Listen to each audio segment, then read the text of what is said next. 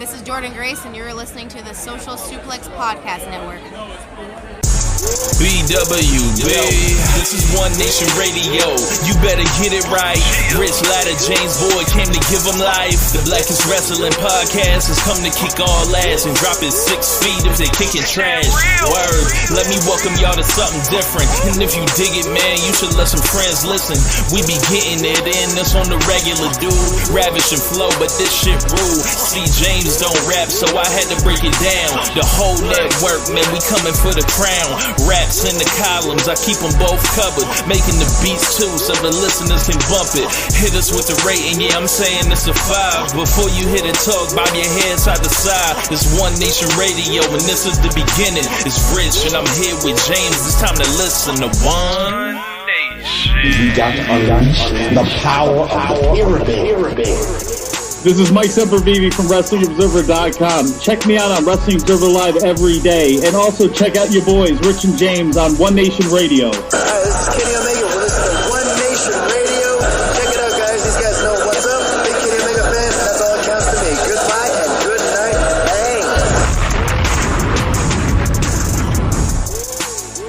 Bang. Hey, folks. Welcome to this week's edition of One Nation Radio, a.k.a. the House of Ass. This is James Boyd. Here with Rich Latta. What's going on, man? Not much, man. An epic day. Some might say. End of an era. It's been. I feel like we've done one of these before. We did an emergency one. We've done a lot of them. In 2014. When CM Punk, walked out of WWE. This is a little different here. Great show, and we got a great guest here. Someone that I wanted to get on One Nation Radio, and I had shout out to Trish. I had checked out her guest appearance on Tunnel Talk, and I started listening to Tunnel Talk ever since then. And just reached out, and we have Leah from Tunnel Talk. Leah, what's going on? Hi guys, this is a good week to do this. Yeah, I mean, anytime is anytime it's appropriate to kind of pack someone up. It's a good time to come on someone's show and just be like, hey man, it's been the toppling. It's time for the toppling of a regime. Do we pull down the statue? Do we? Oh yes, you pull down the statue. We okay. All right, so. You got to start there. CM Punk has been fired with cause from AEW by Tony Khan and the disciplinary committee, and also with the unanimous vote as well from his lawyers. There has been a lot of talk about the things that have happened after or during the All In pay-per-view in Wembley. The backstage fight or scuffle, whatever you want to call it, physical altercation between him and Jungle Boy. The things that, following that, and apparently there was a lot of just craziness that happened that went beyond just a fight. There have been talks and reports of CM Punk yelling that he wanted to be gone. There was also talk that there was a, Tony Khan, CM Punk, talk where CM Punk is dressing down a billionaire's son, which sounds like the dumbest thing in the world to do. Like, you don't want to make an enemy of a billionaire. You know the kind of things a billionaire has to do to acquire that amount of wealth, and you want to fuck with their son, their legitimate son? It's not good. It's not really smart. It's not really smart. There's something called like ninja money. Yeah. Erase you off the face of the earth. No face, no trace, no plates, none of that. Anyway, I got the statement right here, so if anybody hadn't heard it, it was like... go ahead and read it full, please. AEW has terminated the wrestler and employment agreements between Phillip Brooks, CM Punk, and AEW with cause effective immediately. The termination was confirmed today by Tony Khan, CEO, General Manager, Head of Creative. Termination follows a week-long internal investigation of an incident occurring backstage at AEW All in London, Sunday, August 27th. Following the investigation, the AEW Discipline Committee, which I didn't know existed, met and later convened with outside legal counsel before making a unanimous recommendation to Khan that Big CM be terminated with cause. Khan offered the following statement. Phil played an important role within AEW, and I thank him for his contributions. The termination of his AEW contracts with cause is ultimately my decision and mine alone. Of course, I wish I didn't have to share this news, which may come as a disappointment to many of our fans. Nevertheless, I am making the decision in the best interests of the many amazing people who make AEW possible every week, our talent, staff, venue operators, and many others whose efforts are unsung but essential to bringing our fans great shows on television and at arenas and stadiums throughout the world. James, I thought about putting that statement on a t-shirt. Wow. So Leah, what were the first thoughts that came to your mind when you read the statement? I was getting ready to go to a barbecue. I had food that I was about to put on a platter when I got a text message that was CM Punk's fired. And I almost dropped everything I was doing to be I don't think that can be true. And so I'm looking at it and just I genuinely for fully 10 minutes thought I was being punked. I just had absolutely no faith that he would do it. And so when I realized it was real and that he was doing it before the pay-per-view, I was for the first time in 6 months, I was good for Tony Khan.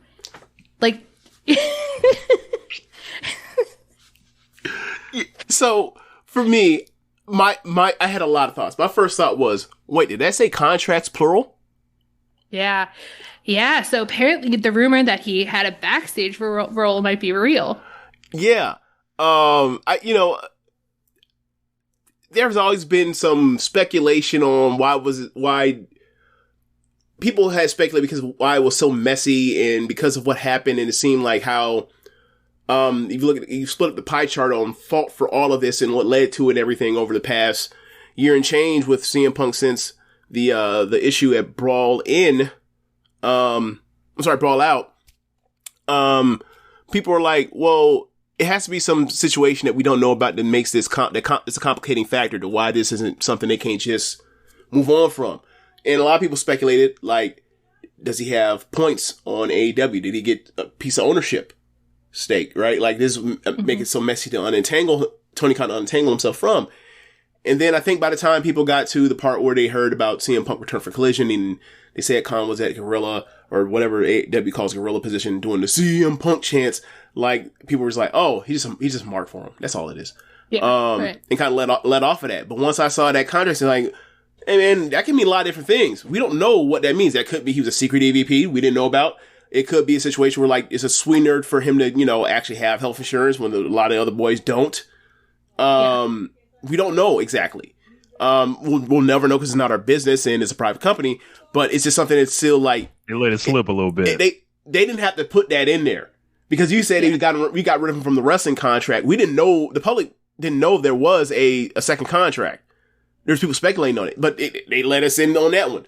So, I guess now they're doing transparency after a fucking year and change of not giving a shit. They want to give us the smallest bit. Yeah, they want to give us a piece of transparency. He did a media call before where he was listen, I love transparency. I love to tell the fans. I want to tell you if Punk is going to be in the pay-per-view because I love to tell you things. It's my favorite thing to do. And I just can't yet. And I was you're full of fucking shit. How many months did I not know what was going on with that man? Yeah. I'm sure I can pull up the clip of Wrestle Observer newsletter when at one time Meltzer was he basically was throwing a hissy fit no one's telling me shit. What is this? And I'm frustrated. No one's telling me because everybody wants to talk. Everybody comes out of the woodwork to tell me everything. But this time, no one's telling me this particular story. And Big Melts is mad. So, Melts is hey, don't make pull these guns out. Melts was don't make pull these guns out. I'll come get you. So. And immediately after that, Dave started getting shit, and Dave has thoroughly kicked the ass of pretty much every other journalist that's been covering this whole thing. Yeah. And if you keep it scoring I was asleep and woke up and picked my phone up and I thought something was wrong. I was hold on, he's fired? What? Now I just lost my mind. I was and then immediately I was everything I've been holding back on Twitter, just being kind of calm and reserved about the situation, I was I'm gonna let it out. And had to say, hey, this guy tried to ruin the fucking promotion. This guy, came out here a year ago with this premeditated rant, essentially. Multiple of them. I always, along the track of this whole thing, I've counted. I was like, all right, when's the next meltdown? Is this the fourth one? Is it the fifth one? The sixth one? The seventh one? And it's just like, yeah, like this was a problem for a long time. And there's a lot of people that are coping, seething, and making up QAnon level conspiracies that need to go figure something out inside themselves, and they need to realize they fucking lost. He lost. Y'all lost. Y'all lost to who? The Elite. The Elite beat that bum without even saying a word. That's the part, right? Like, between both of our shows, I think we've talked about this as far as saying like, hey, like you want to play this particular political game or whatever else, you're playing by the old rules. This is the game has, look here, Joe Gibbs. The game has evolved and changed. Like you were a genius in Al, you want to call him Joe Gibbs or Al Davis? Which one you want to call CM Punk? Jeez, he can be Joe Gibbs. Okay. Al Davis is like, that's Vince McMahon. That's reserved for him at all times. Fair enough. You want to call him Chip Kelly? Sure. Yeah, Chip Kelly. Like your shit worked 15 years ago. It don't work so much now, right? So ironic, just like his wrestling style. Ironic.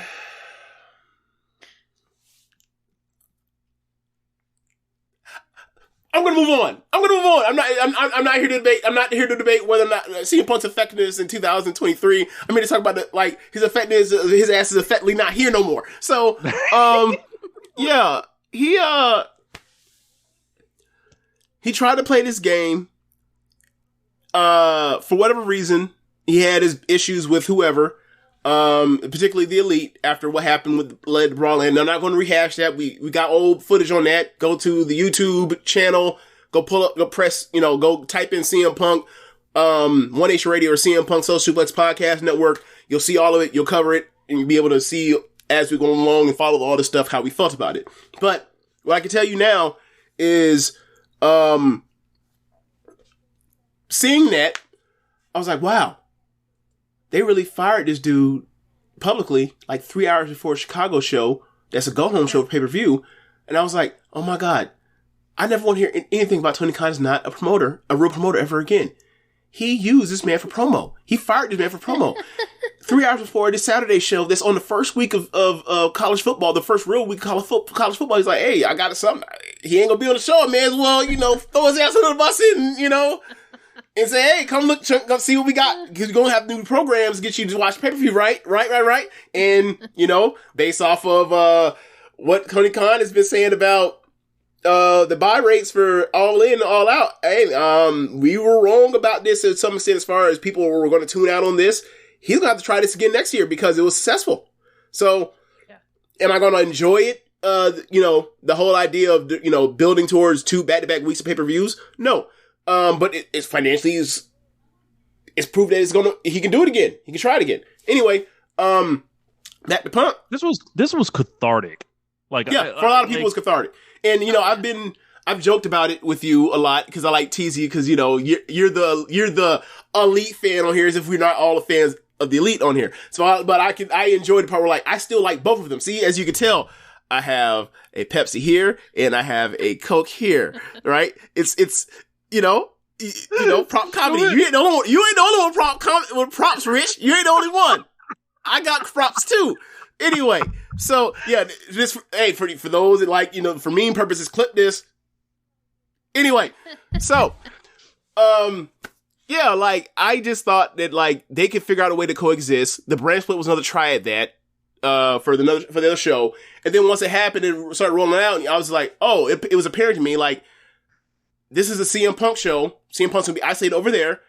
He's gonna be almost in the Codyverse, Cody world, like Cody was, and he's going to struggle and go down the card wrestling people that aren't stars and have big matches of consequence because he's gonna be wrestling the non-stars like Cody was, and CM Punk is aware of that, and CM Punk is pressing very hard with all these, you can't even call them thinly veiled shots because they're obvious. He sprayed an X over the E in the AEW logo on his championship that he had. Like, the people that were denying that, I can't take you as a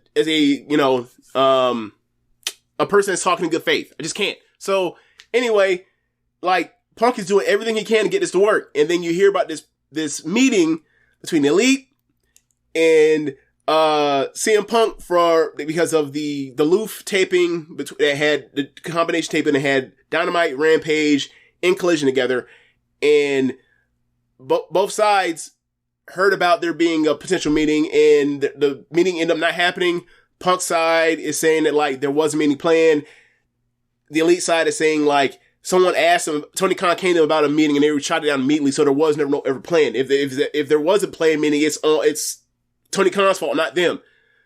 And, like, CM Punk's looking at that and he's seeing the cables or the college football's coming in, the rain's finna dip, they finna blame it on him. And we've seen people, fold underneath the pressure of, the ratings going down on their watch for a show that they're quote unquote responsible for. Like, shout out to 2019 Seth Rollins, right? So, that most recent memory. So yeah, like, he's pressing, and then you hear the story about, like, he thinks he was unaware of the whatever situation was with All Elite AEW not having rides for people or transport for people out of the airport in London, which it is a bad look or whatever else compared to New Japan or any other place that deals with foreign talent or whatever else. It was a bad look, but he was mad about it, and then it keeps growing. Then you have the Jack Perry stuff, and then the fight, and then, all of this stuff leads to this huge blow up backstage, and then ultimately that's the end of them. And, like, this is all from the pressure from every other main eventer basically saying, no. And he basically self-destructed. And that's where we're at. Incredible. Absolutely. Get ready for him to come out at 30 at Royal Rumble. I guess. I don't know. Or he will never see him again. I don't know. It's one or the other. I'm only upset that the Young Bucks didn't open AEW Collision by reading the Bible. I'm only upset that nothing in Chicago happened. Excuse me, I shouldn't be the one upset by that. But they walked in that city. They walked in this man's own territory, right? And were there hijackings? No. Were there weird reactions? Not really. Go ahead, James. I will say a thing that's weird for me is, like, Hangman Adam Page comes out, he gets cheered. Kenny Omega comes out, he gets cheered. Young Bucks come out, they get the shit. I don't understand that. Leah, can you explain that to me? What is that? I mean, the Bucks have always gotten blamed for all of it. You know what I mean? Like, I think they're a lightning rod in a way that, like, Hangman and Kenny just somehow slide away from things. It's because they're very annoying. Like, and I mean that in the most complimentary possible way because I love them, but they're very annoying and I think they're a really good face for everything that ruined CM Punk's life. But I'm not that worried about the reaction they got because every single time they've come to Chicago, the cheers have increased and the boos have decreased. So, and, like, I think most of the boos disappeared by the time they started performing. Like, by the time they were hitting those spots, they had two Young Buck chants in Chicago the day he got fired. Like, that's cool. Yeah, what are your thoughts on it, Rich? What do you think that is? I think that is people tying it more directly to the Young Bucks than the guy that did the thing that everyone grasps onto is the reason why CM Punk is justified to act like an asshole the last 18 months or whatever. I think they see the Bucks as like these masterminds, and they feel like it's easier to isolate the Bucks from Kenny Omega because, like, one thing you'll see a lot is like, oh yeah, we like Kenny Omega because, like, at this point, like, you sound like a psycho buffoon loon if you're, like, either fronting on a wrestling ability or the character or, like, the person that Kenny Omega is, right? Mm-hmm, I get that. And then, but the Young Bucks, there's a lot of things out there about them that either people think are true or not true, or whatever.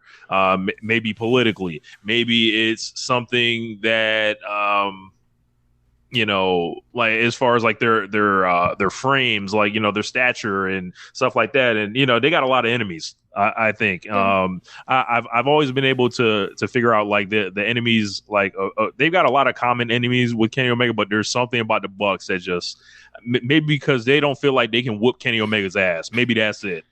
Listen, I have a sleeper theory. It's because they're girl coded. They experience misogyny, like people. Tell us about that.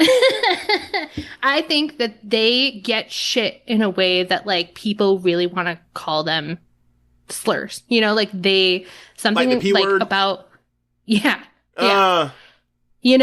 like I think the long hair, the loud gear, the prancing around the ring, the like concentration on emotional storytelling, the hamminess. I think people girl code them. And and the things that I hear people saying on Twitter, I'm like, that is incredibly messed up. Like, if that's how you feel about masculinity, you need to go to therapy. You need to go to a lot of therapy. Okay, I get that. I guess I'm having a hard time in my mind, like, because the intersectionality of that, like, trying to think of like the things that people have said, terrible things they've said to Kenny Omega, and then but they can also separate it when it comes to that dude's had some of those incredible matches, blah blah blah blah, physical matches, blah blah blah, and then they compare it to like I guess maybe it's the Young Bucks style as well that also throws to the. Like when they talk about like the lucha libre stuff, the influence like kind of throws into the like it's apparently feminine in gymnastics or whatever. So I guess now that I'm talking through it, like I'm now getting more of I'm getting now what you okay yeah. And it's not. And I don't mean to say that Kenny's never gotten it. Like he's gotten a lot of right. shit. I think people have gotten over it, or people just like talking up to like people are being homophobic. Yeah. Okay. Yeah. Gotcha. Okay. All right. Yeah, it's just. But yeah, this day was a long time coming, and it was just incident after incident that just could not be excused anymore. And it was just, I had a good time laughing at these psychopaths who can find no fault at all in what CM Punk, has come out here and done. Whether it was, going on TV and blowing up a segment completely to challenge a man to a fight that is not coming out. The entire scrum, the fight, the swinging on people, the leaking to the dirt sheets, the not showing up for the WBD thing. They've got to scramble everything when Collision starts. And that's before you get to, just what I talked about, the split in the promotion and everything like that. This guy a book should be written about this, and I can't wait until one is like and this is a 2-year time period. And I remember one time I said, the whole saga between Bret Hart and Shawn Michaels, that lasts about like 18 months, and I think this one is going to last about a similar amount of time. And when the Elite re-signed and like they were like, yo, we ain't going nowhere, I felt like the clock was whether we knew it or not, the clock was ticking on CM Punk. He was like, there's nothing I can do to win this. I thought like I would just run them out by using these tactics or whatever, and the owners are marked for me, and I'm booking this one show, like we're gonna do it, but it didn't work. And this guy literally, I think, went crazy. No one would talk to him. No one would work with him. It could tell. Boys out there on Revis Island. Yeah, he was out there by himself, and he was desperate. He was desperate, trying to cut promos off the air. To these are cries for help. That's what these were. These weren't like this was not the work of a 4D genius. This was a guy being realizing that he's stuck with 3 dudes he can't really do nothing with, and a fake belt. So I hope they never mention that Real World's title again. Just act like it didn't happen. Yeah. Scrub it. They got AI technology. Remember that the elite stuff they were doing? Yeah, all that shit on all that footage. Do y'all think they, when security escorted him out, they took the belt from him? Send the belt back. You can't leave with the belt. That's 40K. They got to go to get. That's 40K. You can't leave with the belt. Look, or they got to send somebody to his house. No. We ain't finna do him like he's Reggie Bush repossessing the Heisman. Nah. You can't. That's a little too. Look. Knock. And like, you know, the hello, more Mr. Brooks, you seem to have an item that seems to be, you know, outstanding in this time away from the company. You need to turn that in. You need to turn in your laptop, sir. Yeah, you need to surrender company property upon termination. Right. Yeah. Right. Yeah. Freak. And like, you know, people say, oh yeah, he's gonna jump to WWE. That doesn't surprise me. He went back to WWE first already. Yeah. Right. I think the question is whether they're gonna let him, which they would be very stupid to do. I mean, I think during Wrestling War, he will absolutely be involved in WWE no later than the Royal Rumble. But it's like, you know, this whole CM Punk knows what to say. He's a great orator. He knows he did know the buttons to push verbally to you know, tell everybody what they wanted to hear. You know, he made the jokes about the buy one get one free WrestleMania shit. There was a story that dropped today about him wanting to be in the Royal Rumble this year to wrestle Kevin Owens in night one of the main event. I'm like, oh, that boy's still chasing fake main events. Look at him. And that's hilarious because Kevin Owens don't want to wrestle with that dude.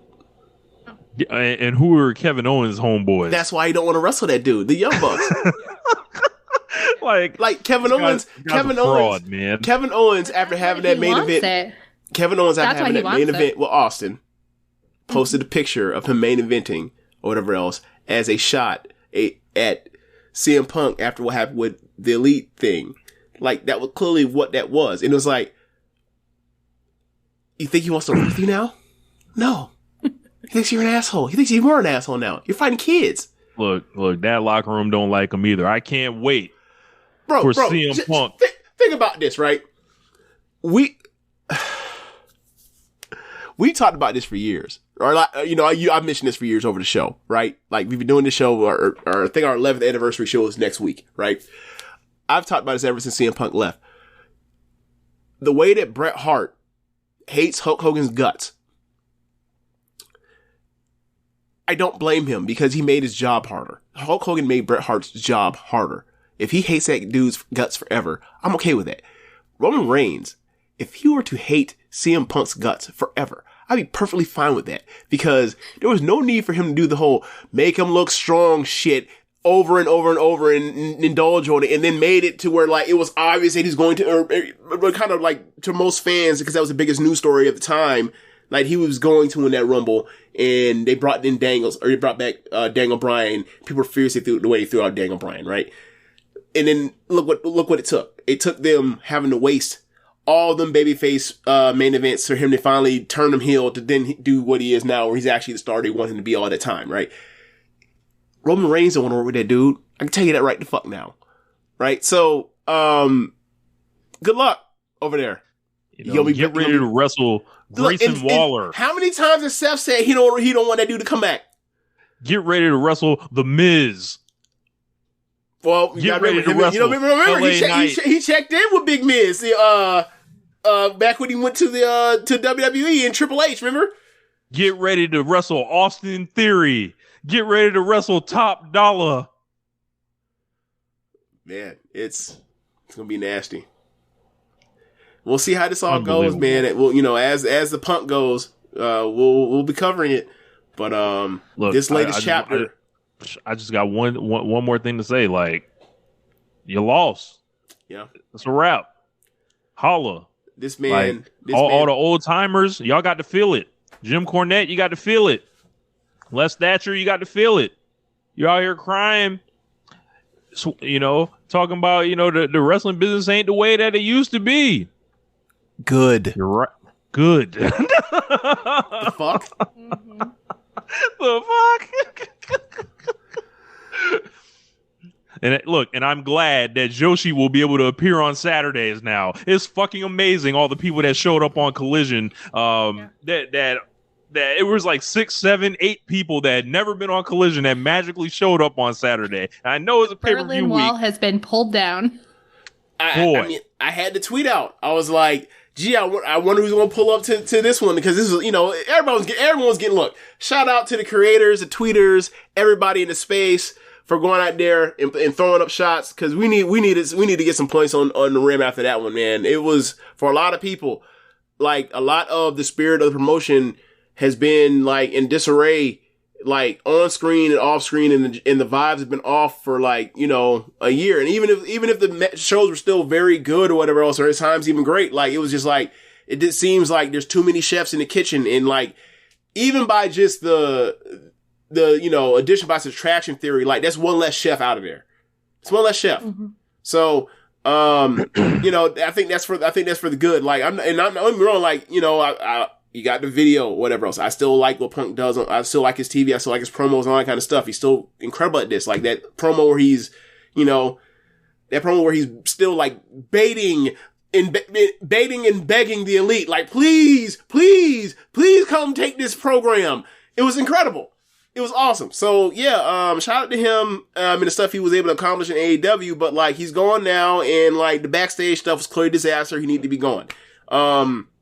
But yeah, like, the vibes, given last night, given that all of a sudden, all of these top acts, all of a sudden out of nowhere, that I had mentioned in a tweet, I was like, all right, so, Danielson, Moxley, CM Punk, Danielson, Moxley, Jericho, Adam Page, the Young Bucks, like, are they gonna make their Dynamite, are they gonna make their Collision debuts? And a few of them did. And I was like, this was clearly, they were freezing that man out. They were treating that man like rookie Michael Jordan in the All-Star game. Don't touch the rock. Yeah. Go get it yourself. Yeah. So is Chris Jericho, will he be the Isaiah Thomas in this situation? Who be the Isaiah Thomas in that situation, freezing out Punk if he's MJ? Look, I'll just pick the person they think it is. Is Matt Jackson. How about that? Okay, that works for me. Yeah. But yeah, Leah, any final thoughts on CM Punk and how he's kind of impacted, like, how you guys, like, cover the show and everything you guys have kind of, like, watched from him, because, like, you guys are newer fans, so yeah. Like, I didn't know if you didn't have that same relationship with CM Punk that we did, where we were watching him in, like, the early 2010s, and some people even go back farther than us with him. So yeah, the three of us on Tunnel Talk all started watching in the summer of 2020, so we had absolutely no knowledge, and we loved him. I mean, we were really into, like, the MJF program. We were into, a lot of the stuff he was doing. The long promos where he was just, like, hanging out with the crowd got a little exhausting, but for the most part, like, we liked him.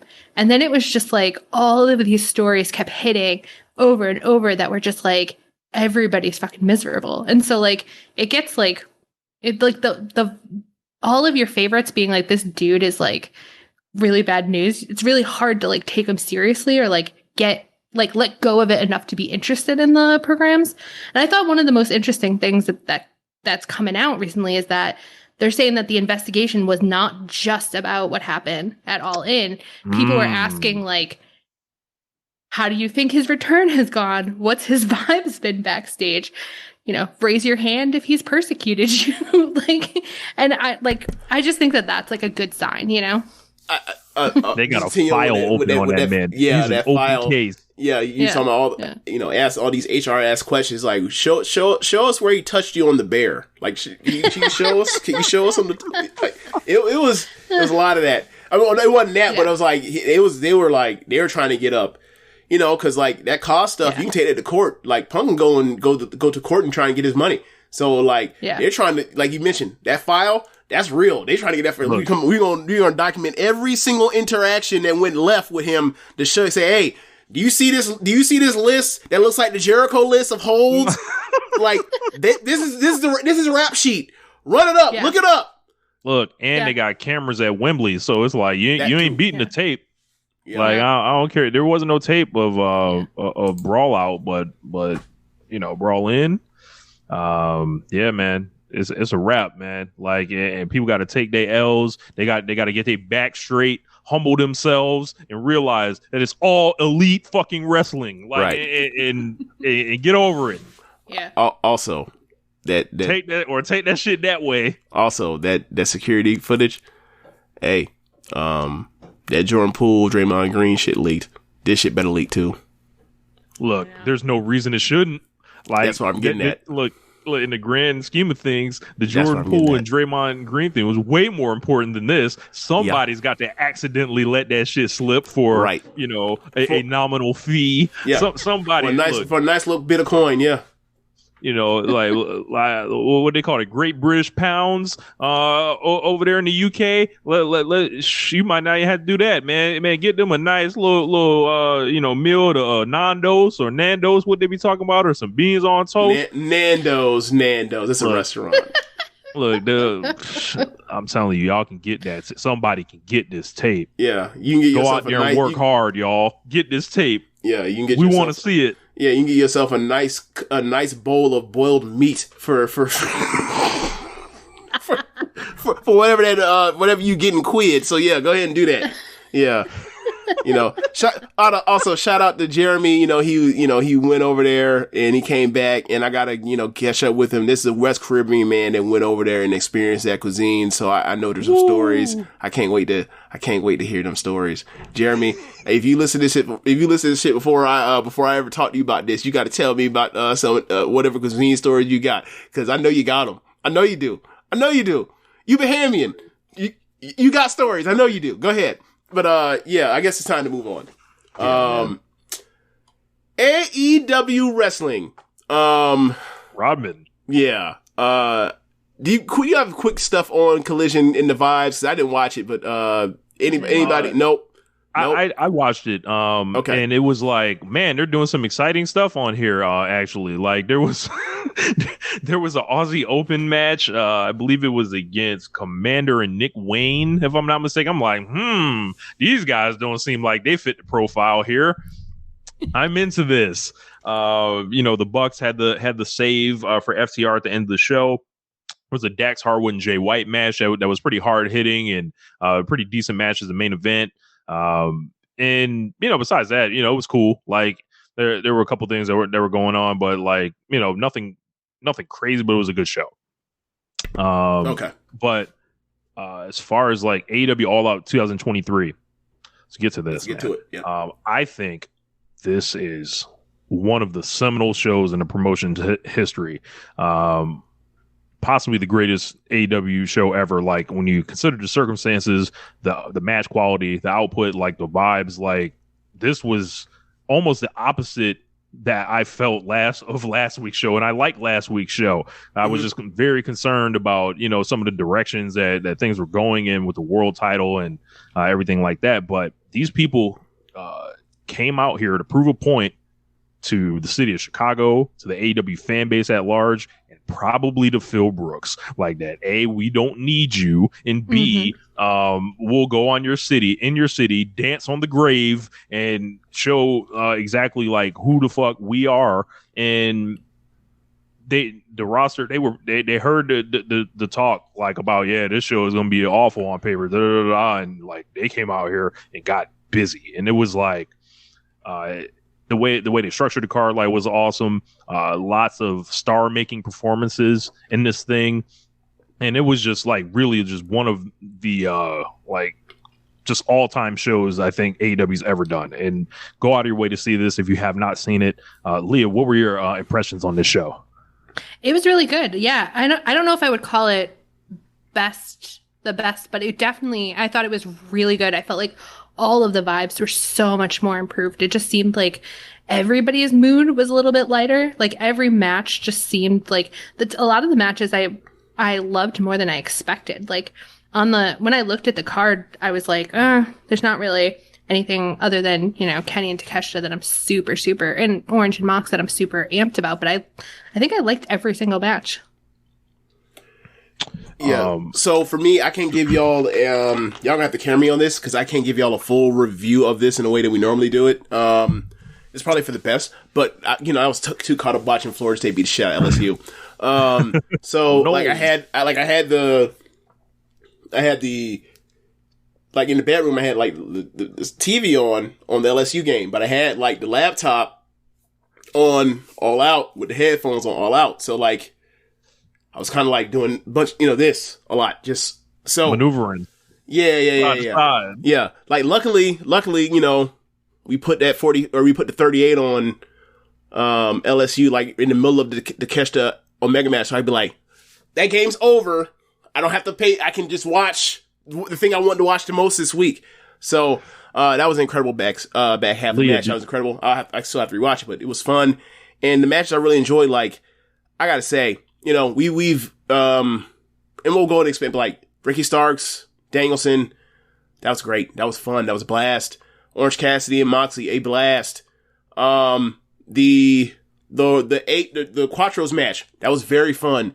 The Miro match, at first it started like it was gonna be the pits, and then it just got so fun at the end. It was so fun at the end.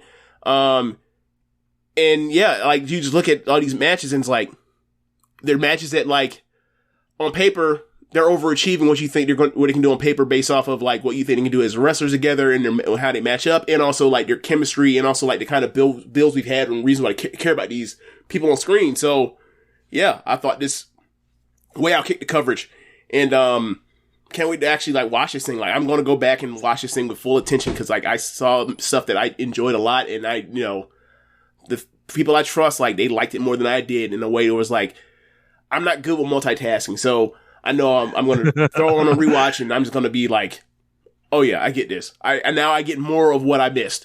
So yeah. So Leah, did you catch the pre-show? We saw Hangman Page win the Battle Royal. Yeah, I wasn't. Was he announced? Because I wasn't tracking any of that. I don't think they announced anyone. We just kind of looked up and saw him in the match. He's in there with like Aussie Open and Trent, and Mogul Embassy, and this whole thing kind of came down to Hangman and Mogul Embassy. It was like Brian Cage, Toa Leona, and that felt like a preview of something. So I would keep your eyes open on that. But and that will be like, if they do a Swerve versus Hangman, I will be tuning into that big time. I think that'll be be watching really great. But yeah, from there we open with the ROH World Tag Team Title match, the Better Than You Baby, MJF and Adam Cole defeating the Dark Order of Alex Reynolds and John Silver, 14 minutes and 8 seconds. I thought this was pretty good. Leah, you've been very positive on the Cole MJF thing. Help us understand what are we not seeing with these guys? Don't do that. I only didn't like the match. I only didn't like the match. You hate the build. I've been okay with the thing. I think it's silly, but I enjoy the silliness. Listen, I have loved this entire feud. I've loved the pairing. I've loved everything about it. And you guys' last episode, I was driving from my house to my parents' house, and I was yelling back at you guys. I was like discoursing. I was like I kept pausing to be like, wrong. But you guys couldn't hear me through my car speakers, which was really messed up. Hey, it'd be like that. The thing that I would most like to ask you guys is, can you explain to me why you hated the All-In match or any of this without using the words WWE or Bloodline? Because that is like, when I try to get in and figure out like why people hate it, they just keep saying Bloodline, and that doesn't mean anything to me because I've never watched WWE. Okay, but I find that go ahead. Okay, so AEW is a blend of different ideologies, and normally it's for the better of it. People have their ways of presenting their pro wrestling. Like Malachi Black's pro wrestling is different from Kenny Omega's pro wrestling, is different from Eddie Kingston's pro wrestling, right? So it's a bit touches from different influences in the melting pot, and they all, find middle grounds of how to work with each other, right? So the Adam Cole buddy cop stuff with MJF is a buddy comedy. And it's silly and it's goofy, and I enjoy that because I enjoy it for like the stuff I've seen in WWE when it's been done well. Right, like odd couples or odd pairings that like find chemistry together, like Daniel Bryan and Kane and Team Hell No, stuff like that. Just like people that odd couples or people that don't seem like they'd be likely fits, and then they make a mockery of funny stuff to find common ground, and then you buy into them as a team, and then they become a team, and you see them grow chemistry and build together and move on, and then they either continue or they break up because it's WWE.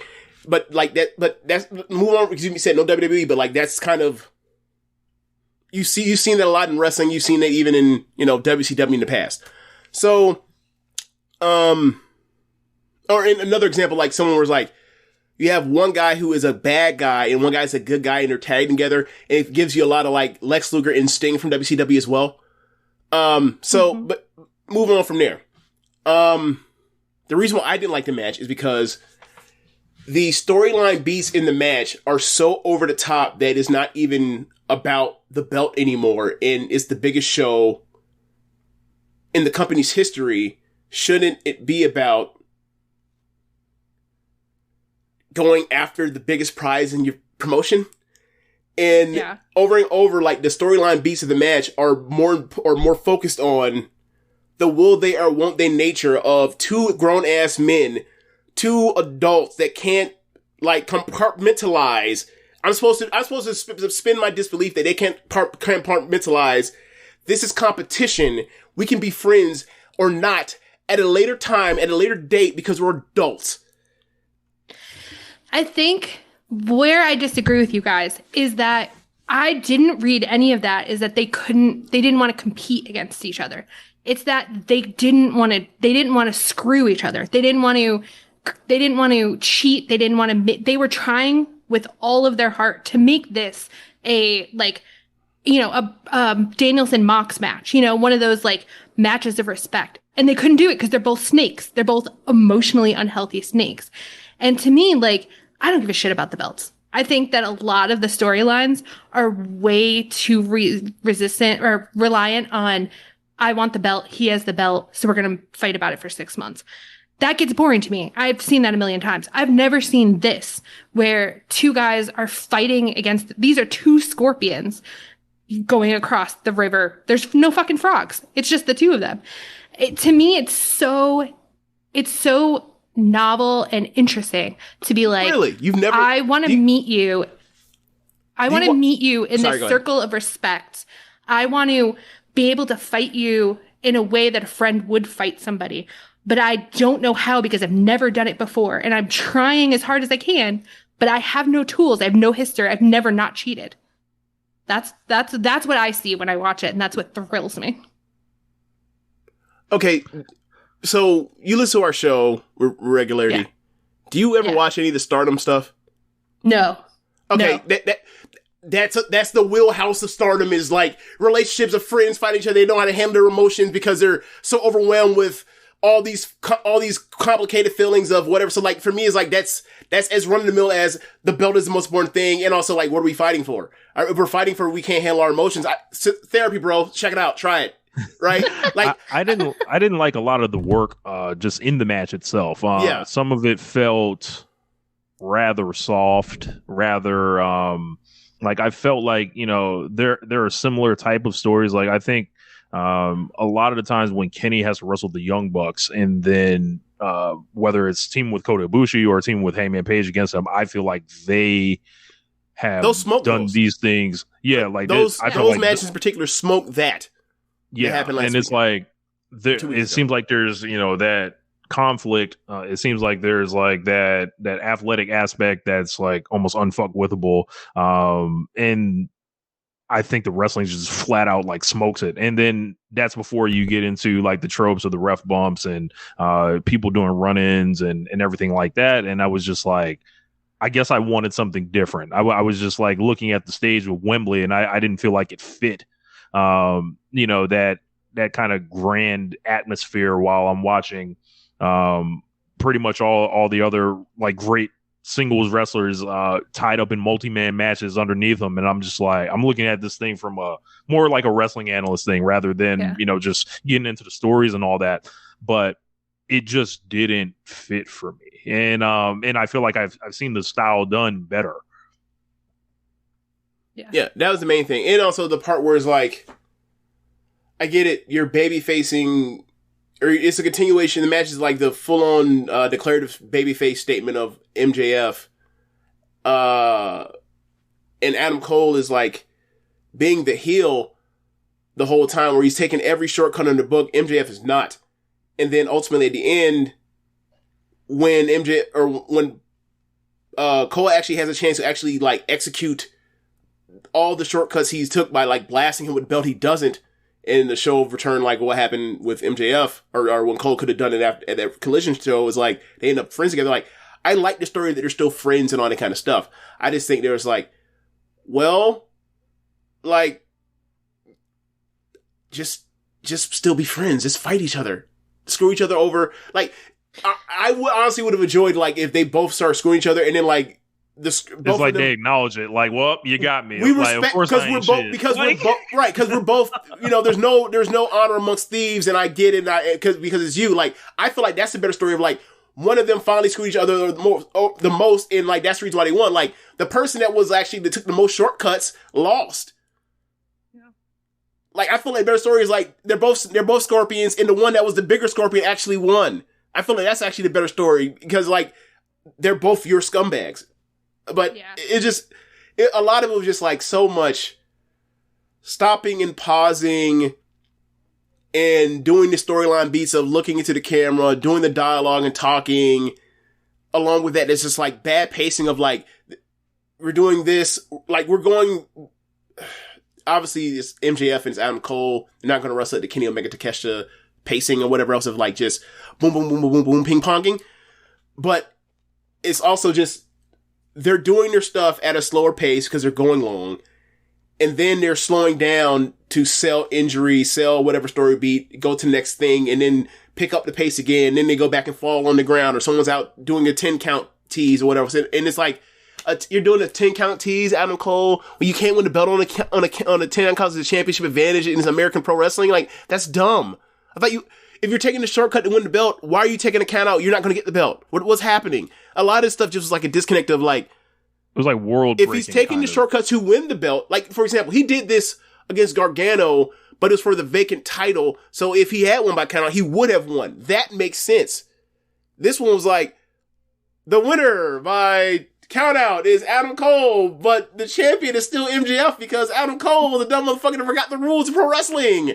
They also had the part where they ended the match, like and it was just like, oh man, we ain't need this. Like there was a lot of like pro wrestling elements of it that just like I abjectly reject them. Like there are things that like if there were one or two parts of it or less of it, I would like it a lot more. But when it's all thrown together, it's just like it seems so heavy handed. Like the idea that they go to the double clothesline for the draw, and then they restart the match because it's a play on when they went to time limit draw, and Cole asked 5 more minutes, and at that point in time, MJF is like, no. This time he says, no, we're not doing it. We're going until someone wins. I like that. Not after a match where like I did not feel like you guys exerted the amount of energy that would have taken both of y'all out on a double clothesline. Like this was not Shuri and Utami beating the shit out of each other for 30 minutes and then going to opposite corners, restarting the match, and then blasting each other to near death in exertion of will in a double knockout for 13 minutes after that. It just wasn't that. It was like, I'm sorry, I've just seen it done so much better in so many other places. E for effort, but nah, man, not for me. Just not for me. Sorry, we digress on this match. We're reviewing the match again. Sorry. I know. I did it to you guys. I brought it up. I think that this is an explanation I can understand better, but I still disagree with you, guys, 1000%, because all of the stuff that you hated, I was on my feet for it. Fair enough. I was losing it. I was so I don't think I breathed during that match because I was like, are they going to pull it off, or are they going to end up snaking each other? And it's so interesting to me that you guys would have rathered a outcome where they were just bad guys, because I'm like, it's way more rich to me to watch them struggle. Right. But it's pro wrestling and it's a soap opera, and eventually one of them is going to knife the other one. It's inevitable. Yeah, but I've drawn out for a while. I want to feel it draw out. But for me, I want these people to take me to hell. Like, I want to be tense for weeks. but I guess my thing is like, what better timing to do it than on your biggest show ever? But isn't that like the whole problem with the whole All In build? Like, yeah, all of this should have started 3 months ago. Like, a lot of this should have. Like, I think a lot of the pacing, I can't to start there and be like, this should have started weeks ago. Like, yeah, it should have. Yeah. Like, I don't know what Tony's been doing. Yeah, well, he came out, he's occupied. Going through, Big CM was running wild. Punk, he going to the bathroom, and then it starts a cycle. Like, he got to go to the bathroom, and then he got to go back to talk to CM Punk, and then he got to go back to the bathroom because he's dealing with CM Punk, and then yeah, man, like, and then CM Punk's like, why you keep going to the bathroom? You know I'm straight ass. Stop doing this. It's a lot of going. It's been a lot. It's been a real tough time for Tony Khan.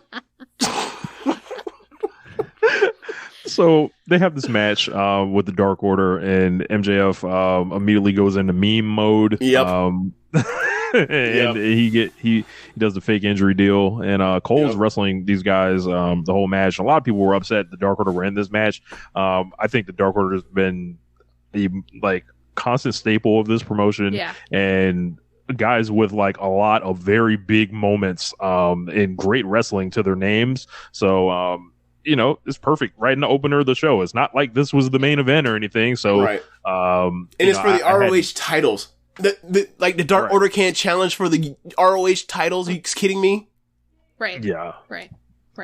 Yeah, but this was nobody. I mean, they weren't going to lose them this early, so it's like, who did you want them to fight?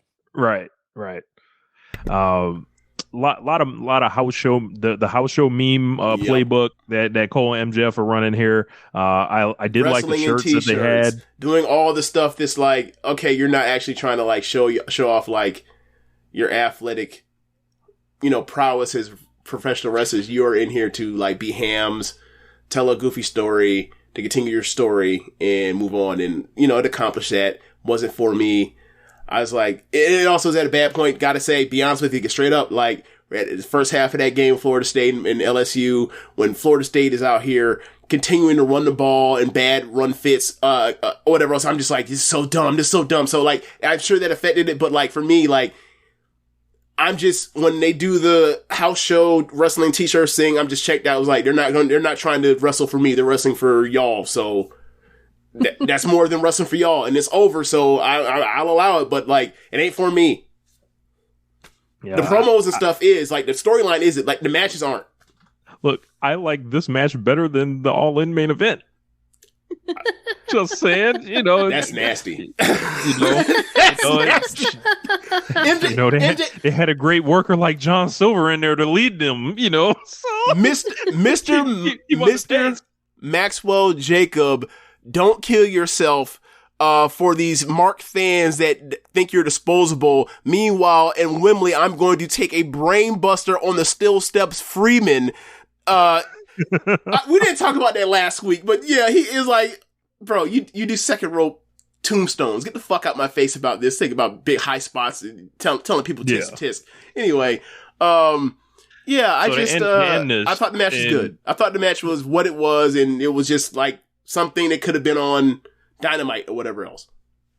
They end this, and then Samoa Joe is like immediately darting out for his thing. I was like, all right, because I've seen them do this and like nothing's happened before. But MJF's walking up, gives him the bump, and immediately I'm like, it's the callback. And then all the engagement farmers went ahead and sent the videos out referencing the NXT history there. I didn't know it existed. Oh, no. Yeah. It's now that I know, I still don't care.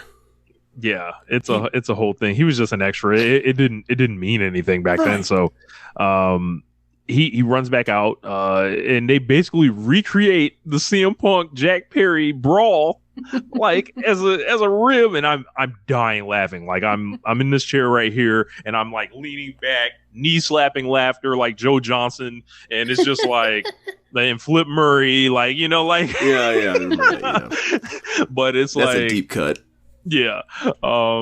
These guys had tons of geeks assemble. All the refs came out. Extra wrestlers. Pat Buck was out there dressed terribly again.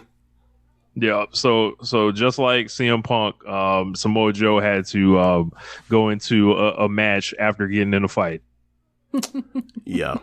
So, thoughts on the matchup aside from like you think they're going to be great promos because they're both great promos? Good promos, guys. Of course, they're probably going to cut great promos on each other, and I think there's something interesting because Samoa Joe is the one that originally put Roger Strong in the neck brace. So if they're able to tie that in somehow, that may be pretty interesting. Yeah. Okay. Yeah, that would be really good. I mean, I never watched WWE, so I have very little history of Samoa Joe, and he's given very few promos on Dynamite since he started. I've barely seen him talk. So this was like the first hint of like personality, like just the idea of him doing like this whole Jack Perry rib made me laugh harder than I think he's ever. And so I was like, good, I'll watch this promo. I'll watch this program. So I hope it does happen. Yeah, Joe's one of the greatest talkers ever. Joe's one of the greatest talkers ever. Joe. Like you'll see eventually when it comes to this. But the thing with me is just like Joe just lost at Wembley Stadium in the opener to CM Punk, who just got fired. He is now in the main. Now he's in the title picture because he bumped somebody, and he just lost his big match a week ago. Bring back the rankings. I'm sorry. CM Punk is gone. Bring back the rankings. The cornetism, all that shit is gone. Bring back the rankings. I'm sorry. Yeah. You say what you want to about this person, blah, blah, blah, blah. He's in the rating here, whatever else. When they got it to a certain level, they would have a big loss and they would tumble back down the ratings and they would never get their title match or whatever else. Yeah. Or if they went outside of whoever the top 5 was because there was a storyline reason for this. I'm sorry. Getting bumped going up the aisle is not a good enough reason to be a fucking title challenger. That's dumb. Yeah. I think here's why I think the rankings ultimately left. One, we've seen how the wrestlers reacted to them. We've probably seen lots of people backstage saying this doesn't make sense because this isn't like anything they've done in their career. And obviously the fans couldn't handle it because it was just like constant, like just hand wringing about every piece of a ranking. I'm like, man, have y'all never watched every year? It's not that hard. I'm like, have y'all never watched boxing before or like, or MMA college or football where there's new rankings every single year because that reset every single season? And it's like, yeah, man, they don't have to wrestle the number 1 person all the time. They can fight like number 5. They can fight like number 6 or something. And then, but it was, I think it was a lot for people to handle. They weren't emotionally prepared to deal with such things. But we got Samoa Joe versus Shane Taylor up next for our Always Television title match. Apparently, Shane Taylor won a tournament in Ring of Honor, Eliminator tournament to get to Samoa Joe here. Neat. It's Ring of Honor. Let's move on. I did not watch that tournament, but I was happy to see Shane Taylor get a shot here, and he's a guy that can he can get in the ring and do some things. And I thought they had a nice big guy match. I had no idea this would not be the best big guy match on the show. When I look at these on paper, I would have thought this would have smoked the other one. However, it did not. But this was a cool almost 7 minutes, I think. Yeah. I saw what it was. I was not liking the part where like once he bumps MJF, it's also a foregone conclusion he's winning. Even more of a foregone conclusion. We knew he was going to win anyway. He's like, okay, so like it just went from like a 1 in a million to 1 in a billion. Okay, the multipliers just added up really like crazy. It's just wow. So it was a match. It happened. Joe won. Moving on. Now to the main event for Samoa Joe. Awesome. He went from the opener to the main event in 1 week. It's crazy. It's crazy. After losing to a motherfucker that got fired. It's amazing. It's amazing. I agree with someone in your chat. Sorry? I said I agree with someone in your chat that it doesn't make any sense, but I don't care because I want to see it. Let's ride. Do what you want when you pop it, I guess. Whatever, man. I'm just sitting here like, do things not mean things anymore? It's like, what, am I going crazy here? Yeah. So what was the next match, Rich? We got the TNT title match between Luchasaurus and Darby Allin, and my fucking God, was this epic. Oh my God. Pay-per-view started here for me. Yeah. Leah, can you tell me like what you make of Christian in this whole the carrying the belt thing, and then the match here with Luchasaurus and Darby Allin? I missed part of this setup for all this because a lot of it took place on Collision, so I actually didn't know. I kept forgetting that Luchasaurus had the TNT belt for a little while. I mean, he don't. I mean, he do, but he don't. Like, yeah, like he's like Red and Friday. He's like, hey man, it's both our bikes, but you just keep, I just want to try to keep it over at my house. And then like Christian's like, nah, I ain't going for that. The Beach Cruiser stays here. Yeah, I sent a tweet out that said, man, I might have to start the don't count out the dino tweets. Like I usually talk about Chris Jericho, and this is the first pay-per-view that Chris Jericho did not appear on in AEW, which ends like a long streak going back to the start of the promotion. Well, to be fair, it was mostly a Ring of Honor pay-per-view, so that's why he just went on and he's like, look, I mean, I did that one time, I lost, not doing it again. I'm not doing no more jobs for Ring of Honor. I'm done with that. But I thought this was sensational. And the last time Luchasaurus won a real big match with this was, I believe, against Jungle Boy, and that was excellent Cage too. match. So like, this was like a new level of monstrosity from him. The multiple tombstone pile drivers, like it felt Undertaker-ish, like the great version of Undertaker. Well, he's dressed like Kane. Yeah, like it's I think this is I thought Darby would win, but he pretty much like destroyed Darby. In a way that I was like almost concerned at times. I was like, someone needs to help him. He looks bad. He's fine. He does dumb skate, like crashes to himself, so this isn't hurt. And just to mention, like, just to circle back to the thing I said, like, he's not dressed like Kane. He's like, his imagery is Kane-esque. So that's for people to be like, he doesn't actually dress like Kane. He's dressed like a dinosaur. Yeah, yes, I know, but like he comes out with the fire and black and red. Fuck, you get what I mean. And he now has organ music when he comes out. Yeah, it's Kane. I thought the end of this match was like, this was like get out of your chair stuff. Like it was great. Yeah. I thought that it took a minute for the crowd to get into the story. They thought there was going to be a more back and forth match between a bantamweight and a heavyweight, a bantamweight and a super heavyweight. But once they realized like it's going to be the story of,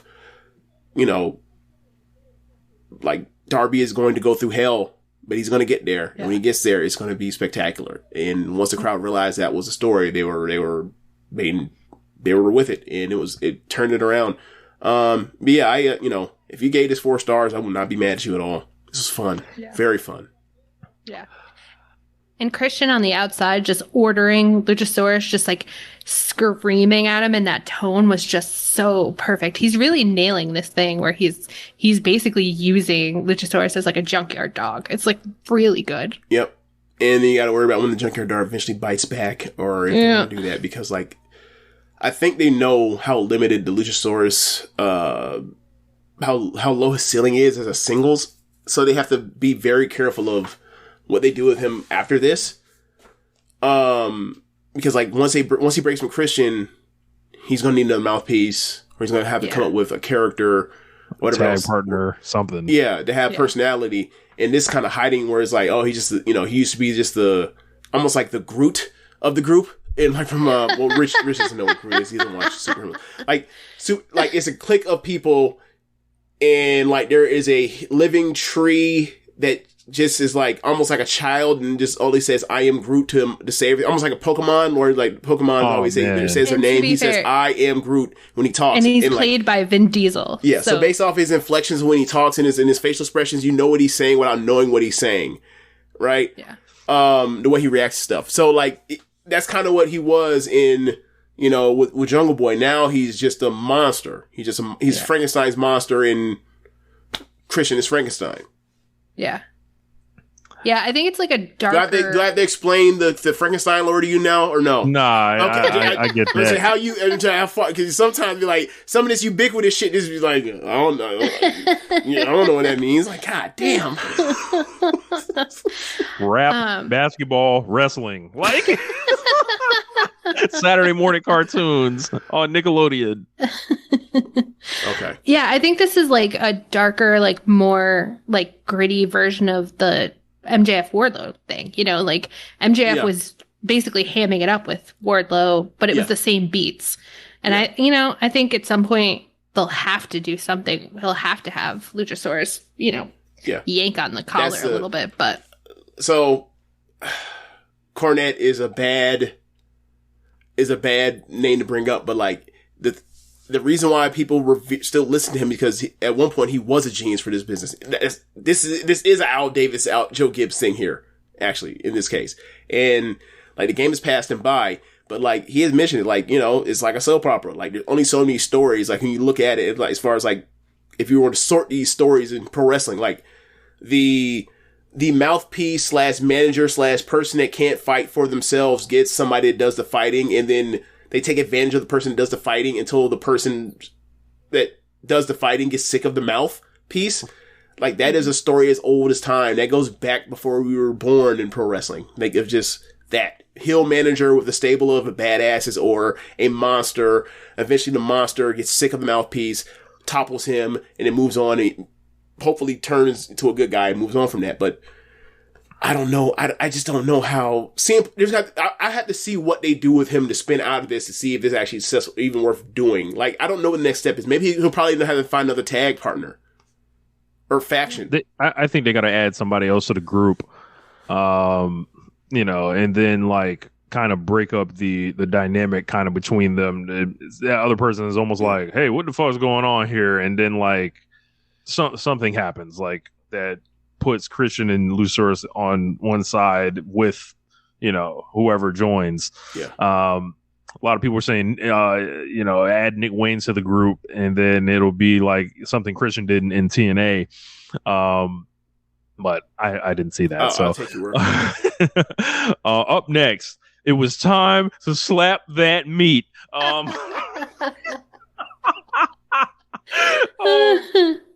There are times in pro wrestling where a match is happening and then all of a sudden a crowd starts making the match their own. Yep. Yes. It's not hijacking, but they decide like, yo, this match will not fail. It's hijacking in a positive way.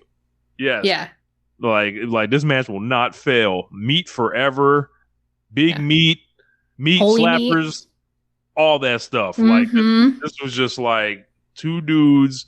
They were having a match, and then somewhere along the way, people were like, hey, these two big motherfuckers, why don't we just start, talking about meat? And then credit to these guys. Yeah. They were like, oh, that's what's going on? That's what y'all want to say? All right, we'll make it real basic for y'all. And then, like, I think this overachieved by a lot. Yeah, yeah.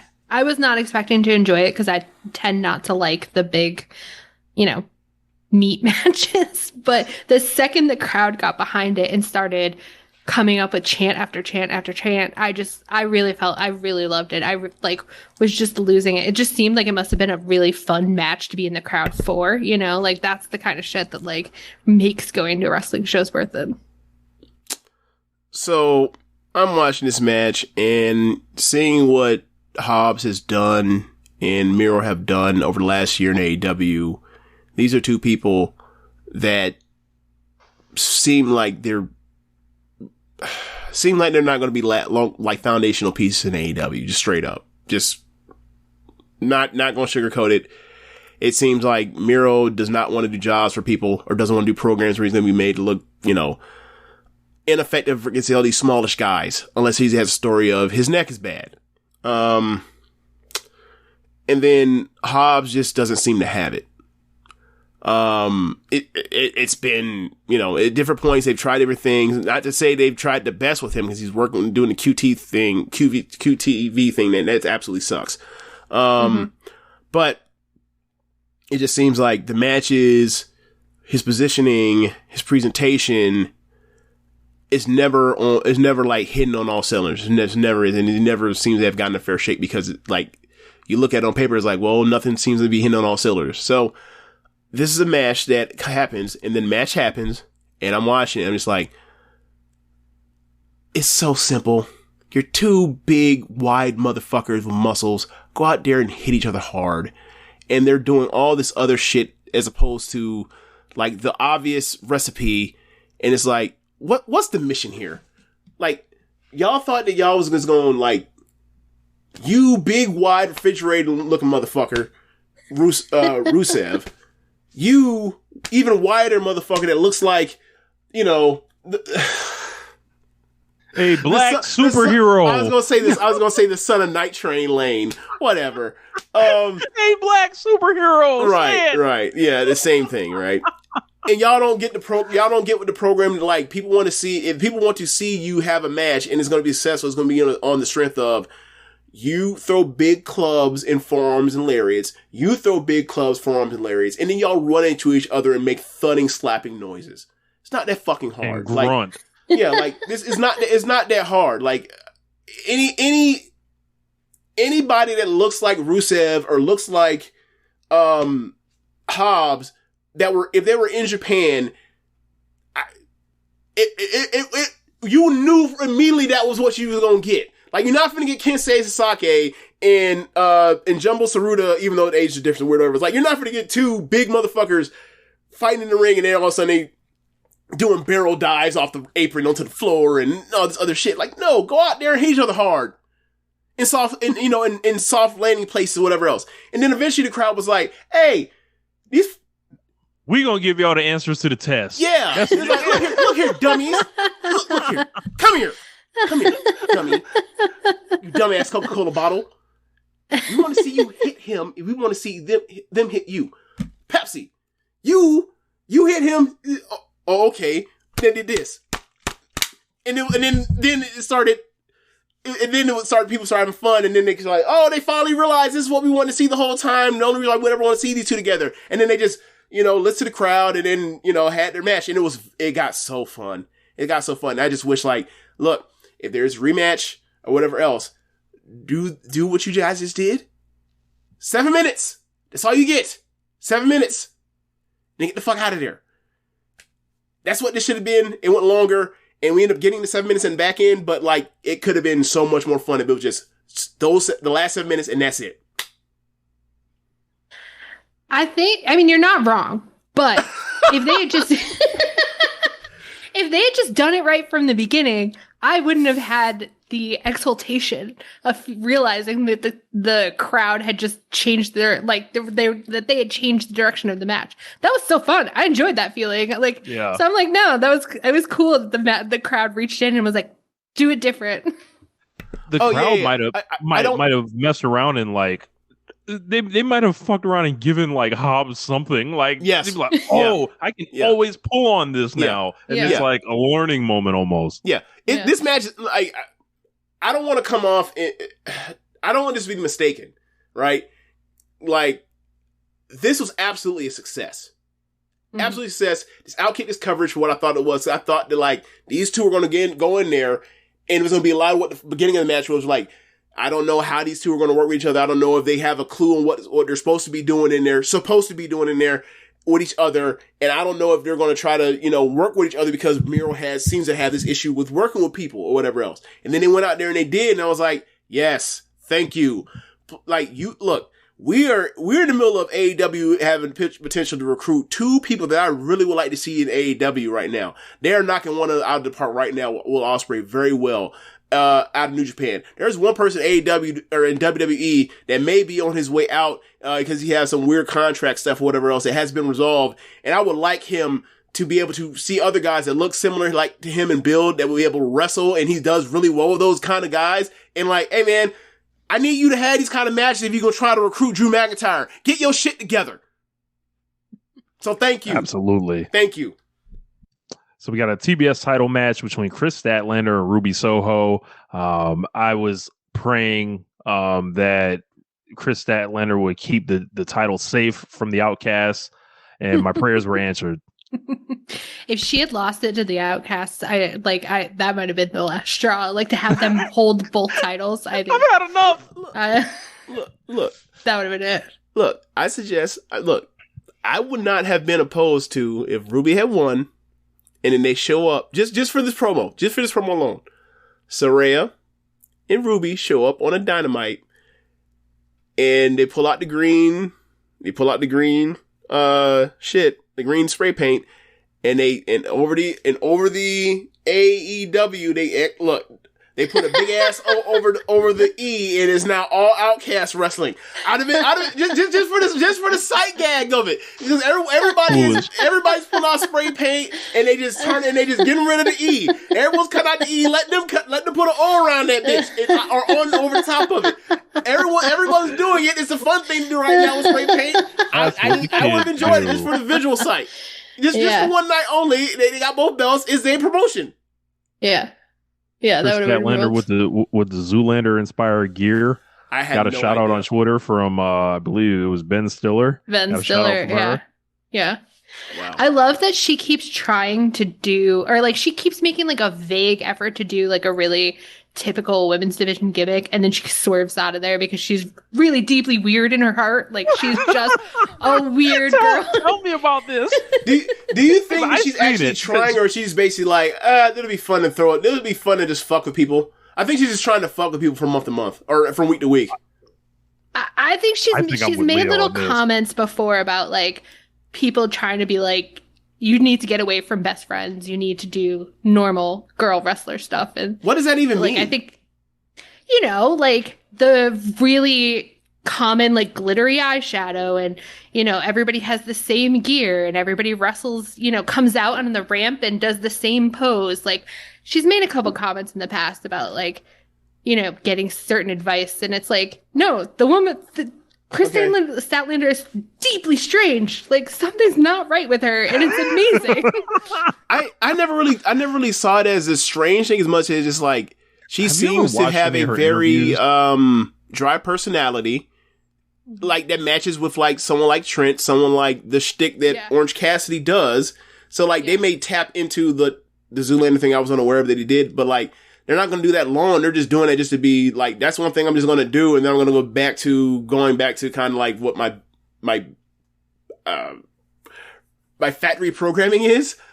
And then I'll just try something else again. But that's not actually a gimmick change. What I am is like, I am a dry, funny person. That's kind of. I think her interviews. When I say she's weird, I mean that extremely complimentary. Like to be clear, like that is big. Yeah. We all like Chris Statlander here. Yeah. Like she throws in these lines. Like I'll never forget when she had a feud with what's her name? The short one. Layla, you someone when she said when she was the babyface, she's like, oh yeah, like you were adopted and you have a terrible attitude, and that's why you were adopted. Like, hold on, man, like it's like she'll throw these lines. I don't want to shit for you. You're an asshole. But I don't really have too much on the match. Just thank God the TBS title's safe. I know. Safe. I did think it was the better of the two matches that Chris and Ruby have had. Like I thought this was okay. Like I think Chris has relaxed a lot. There's certain times where she gets like a little tense and you see her moving from move to move to move. But I thought that this flowed really well. I thought they both had really good chemistry. I think Chris has relaxed a lot since she came back.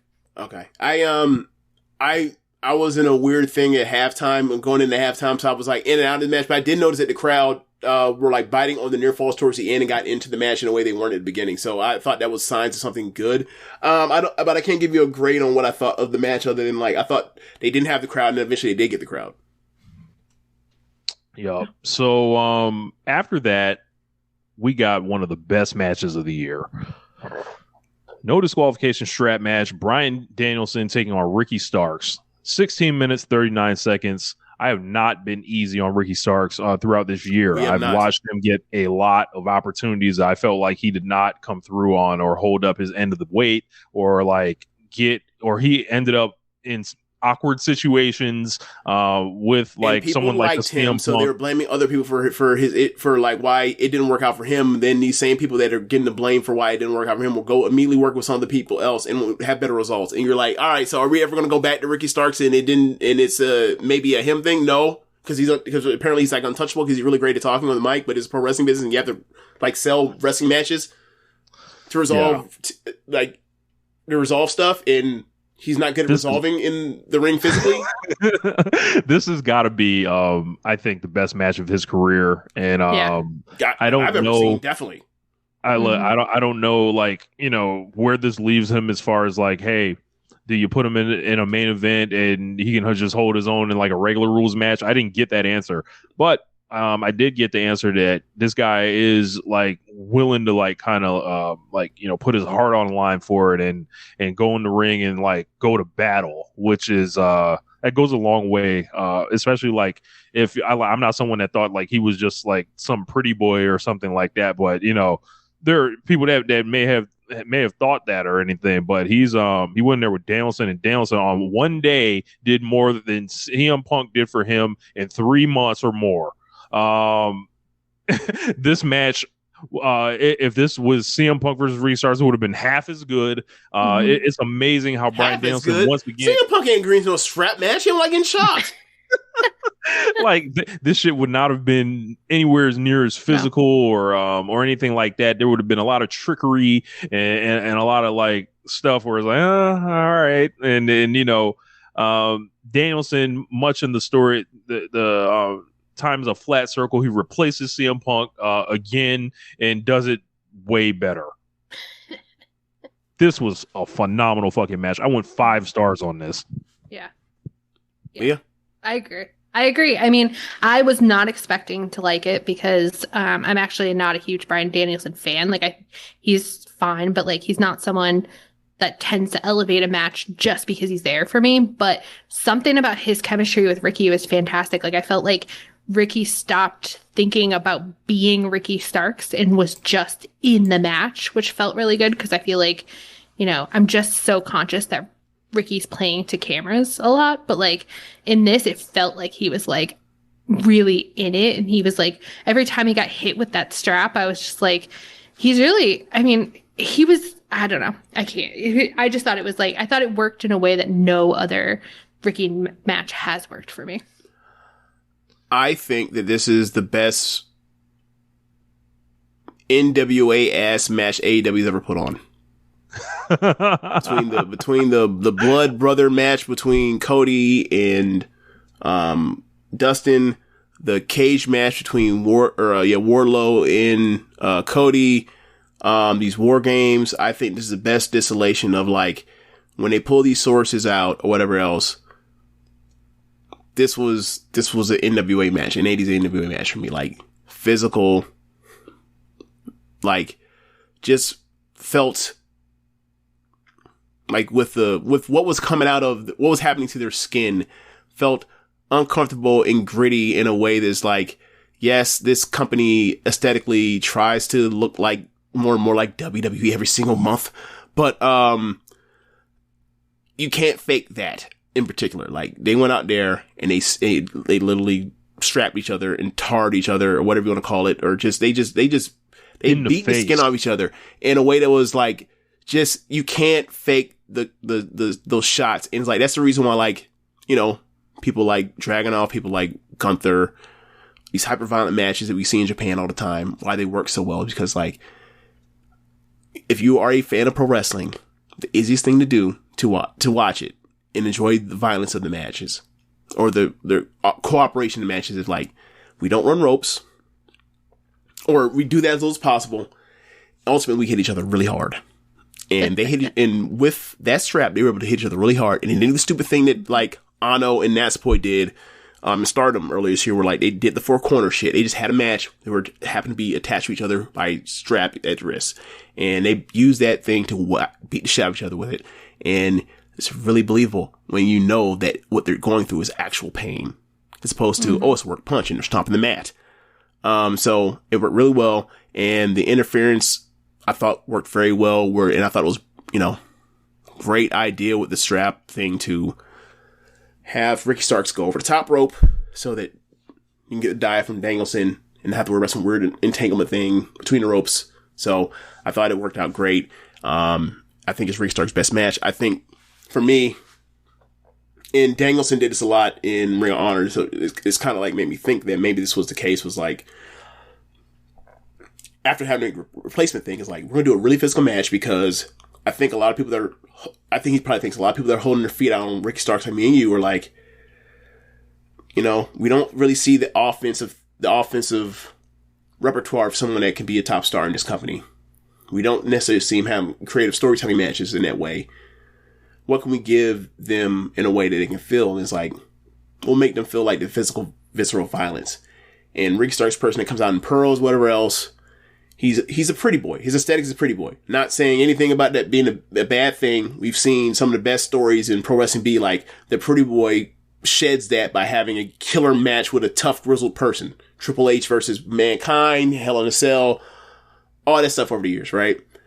I thought this match for Ricky Starks to come out here to kind of in this reset thing with Danielson, a person that's had some of the, some of those violent matches in American pro wrestling history, and they go out there and they have one of his most violent with that guy. Even though he lost because he would not tap out. That I thought that he's in a pain, his skin is shredded and a lot of heart, and you could see his head's like he's about to pop off because of the pressure, and then he passes out. I thought this did more for Ricky Starks than anything other than like the MJF promo from earlier this year. Yeah. In his whole AEW career. I'm sorry. I thought this was excellent. I think this is a way to, relaunch him after all the setbacks he's had that are, quite honestly, those are real.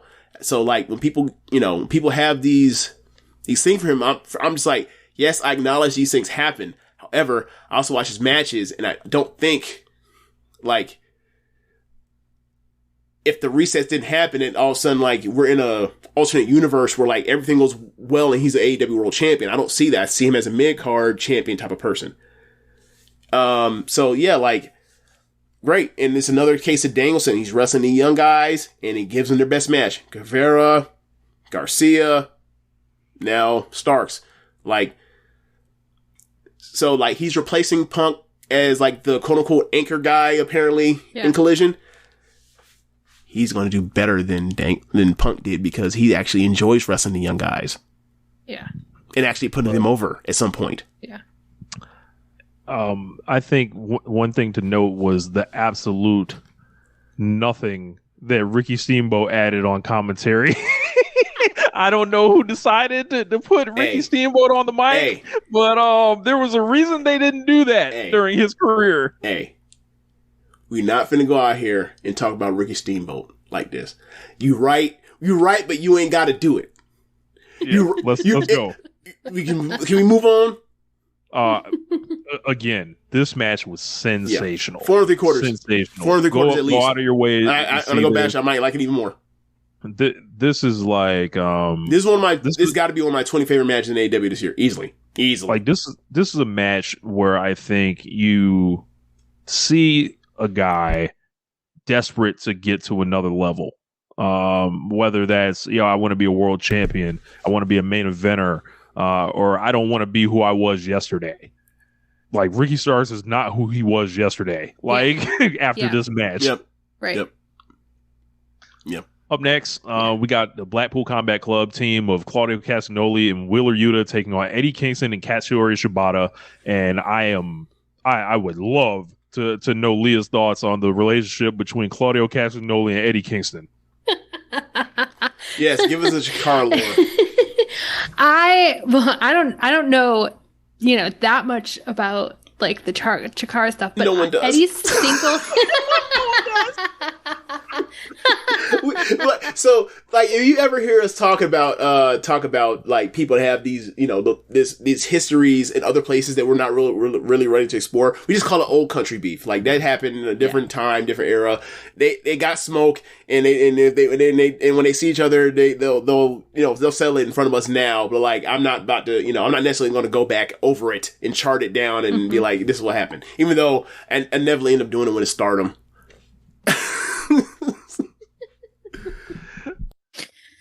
Eddie's single-minded like fury at Claudio honestly powers this entire thing for me. Like I want Eddie to just continue, like he'll never get the singles match and he just keeps joining different factions to try to get at Claudio. Like that would be the story for me.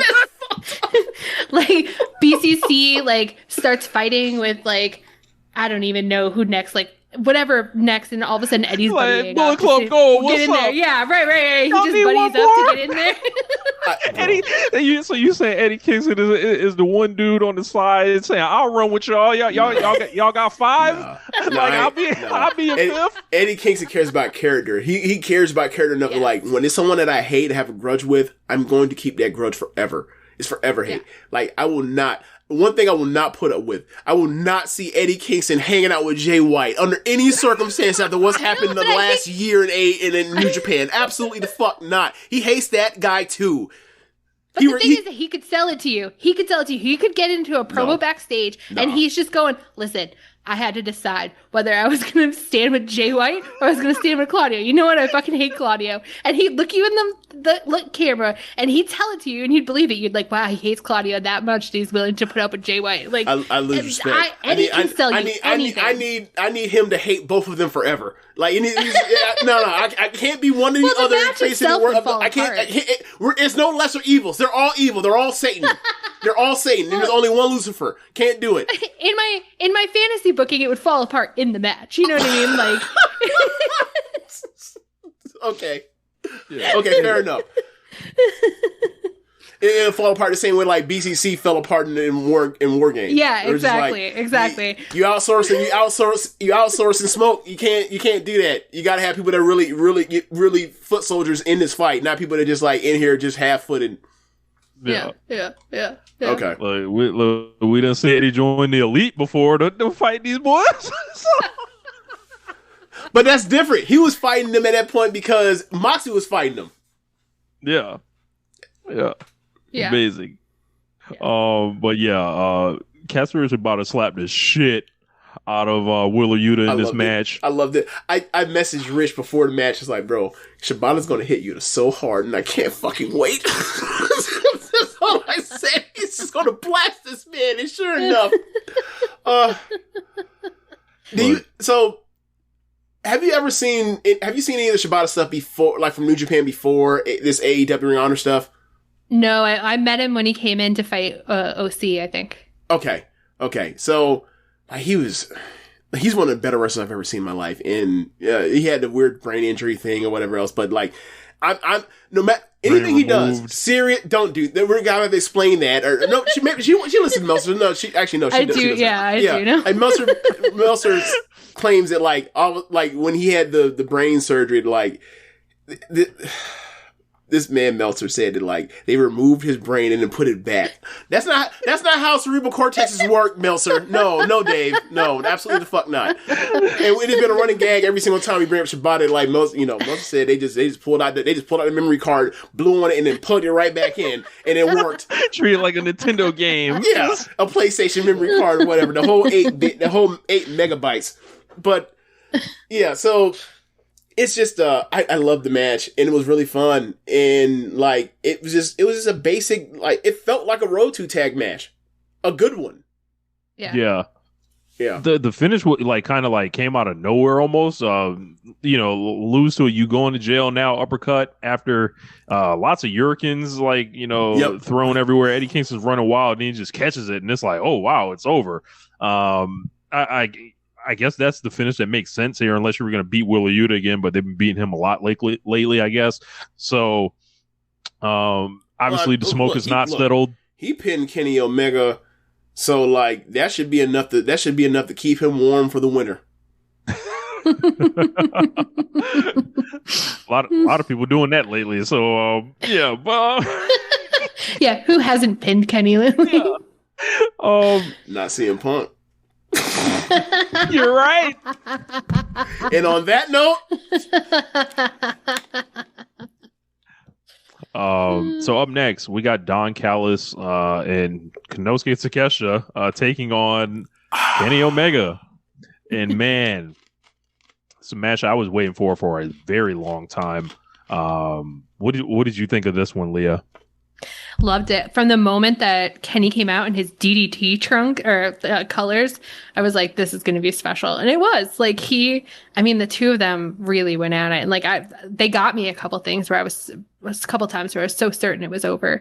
Like, it was just that, it's stupid, but like, he's the best wrestler of our age. Like, he's just so good. Yeah.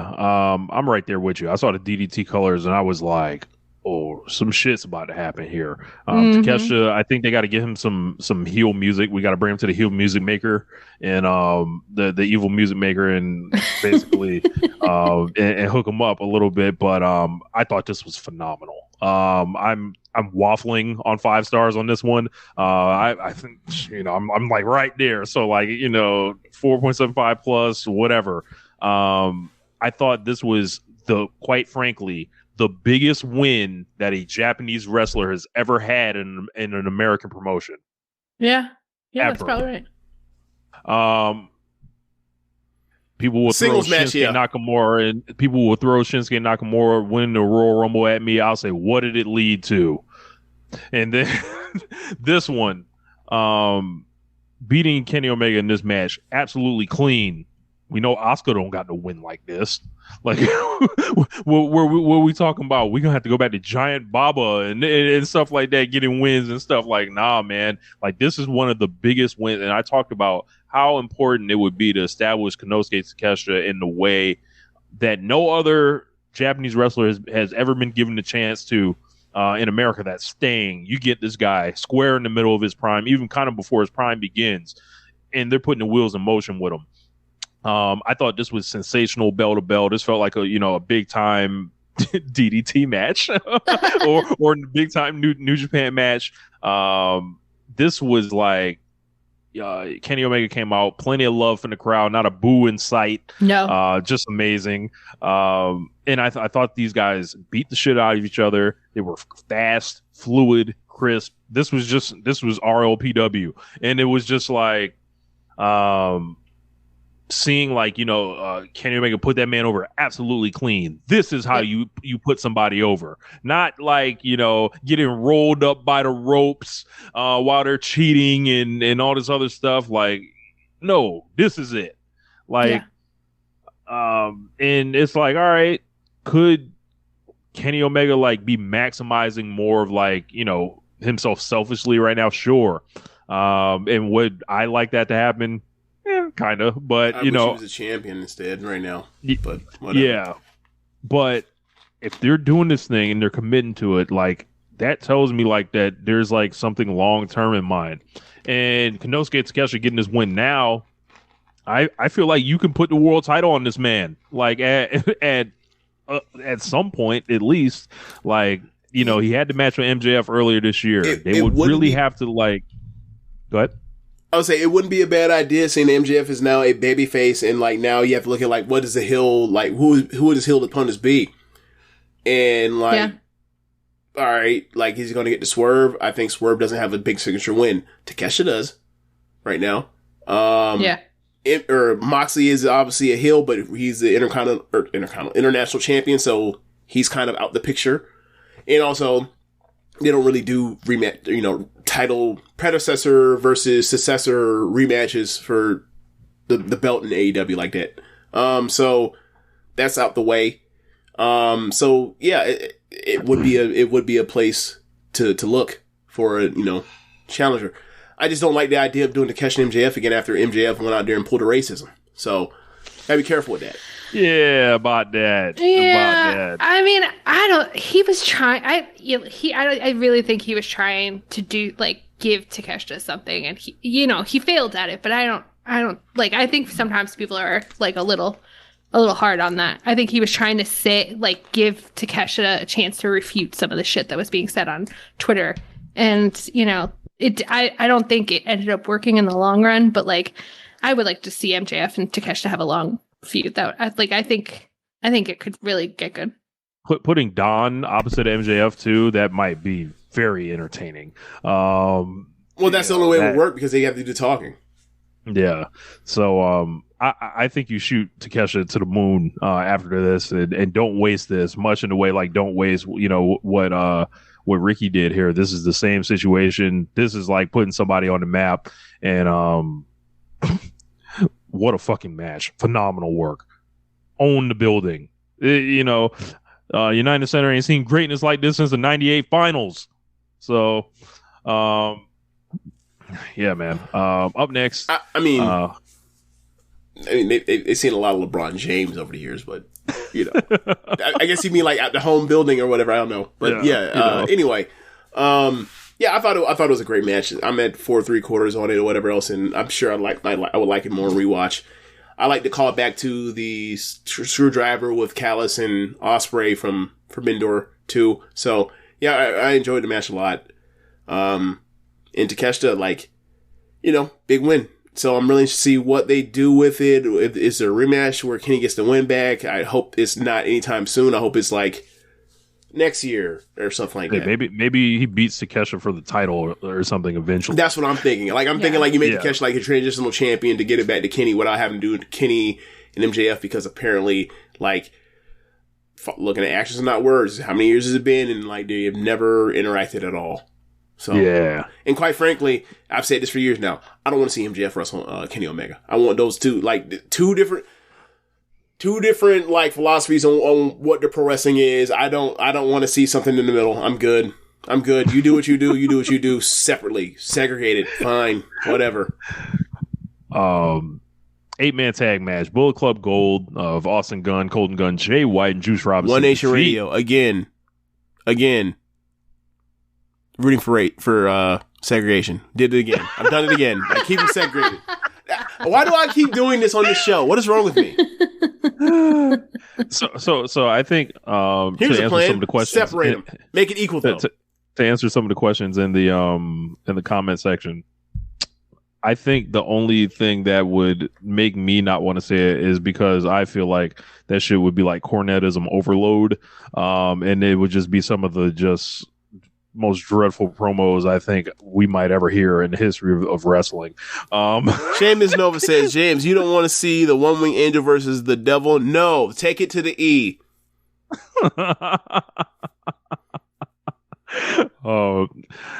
So against the super team of FTR and the Young Bucks, man, and I had this idea in some group chats. I think FTR should have wore the tassels. They should have dressed like the Young Bucks, and maybe they would have won here. I was kind of disappointed, and FTR took the fall here.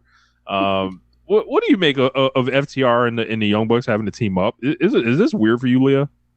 It is, but I kind of think it's FTR's making a statement. I thought they were, where they were we ain't that close to see. Well, right, that's exactly it. So I thought last week that they were being we ain't that close to CM. If he's dragging everybody down, but don't worry about it. We're in tight with the Young Bucks. But then this whole match with the crossed arms and him kind of selling the BTE trigger, doing the his clobbering time. Yeah, I was kind of oh, you still want to be in my bad graces? So you don't want me to.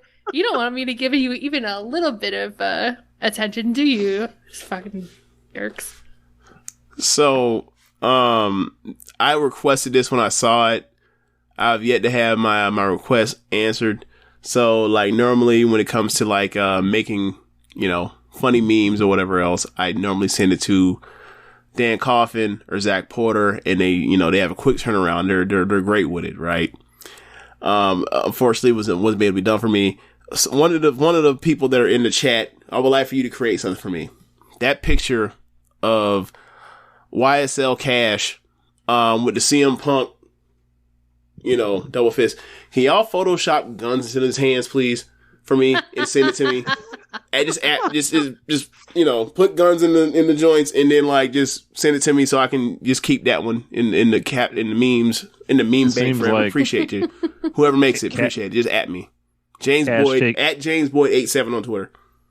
Cash took the pinfall in this match, and much like real life, he was having trouble with guns. And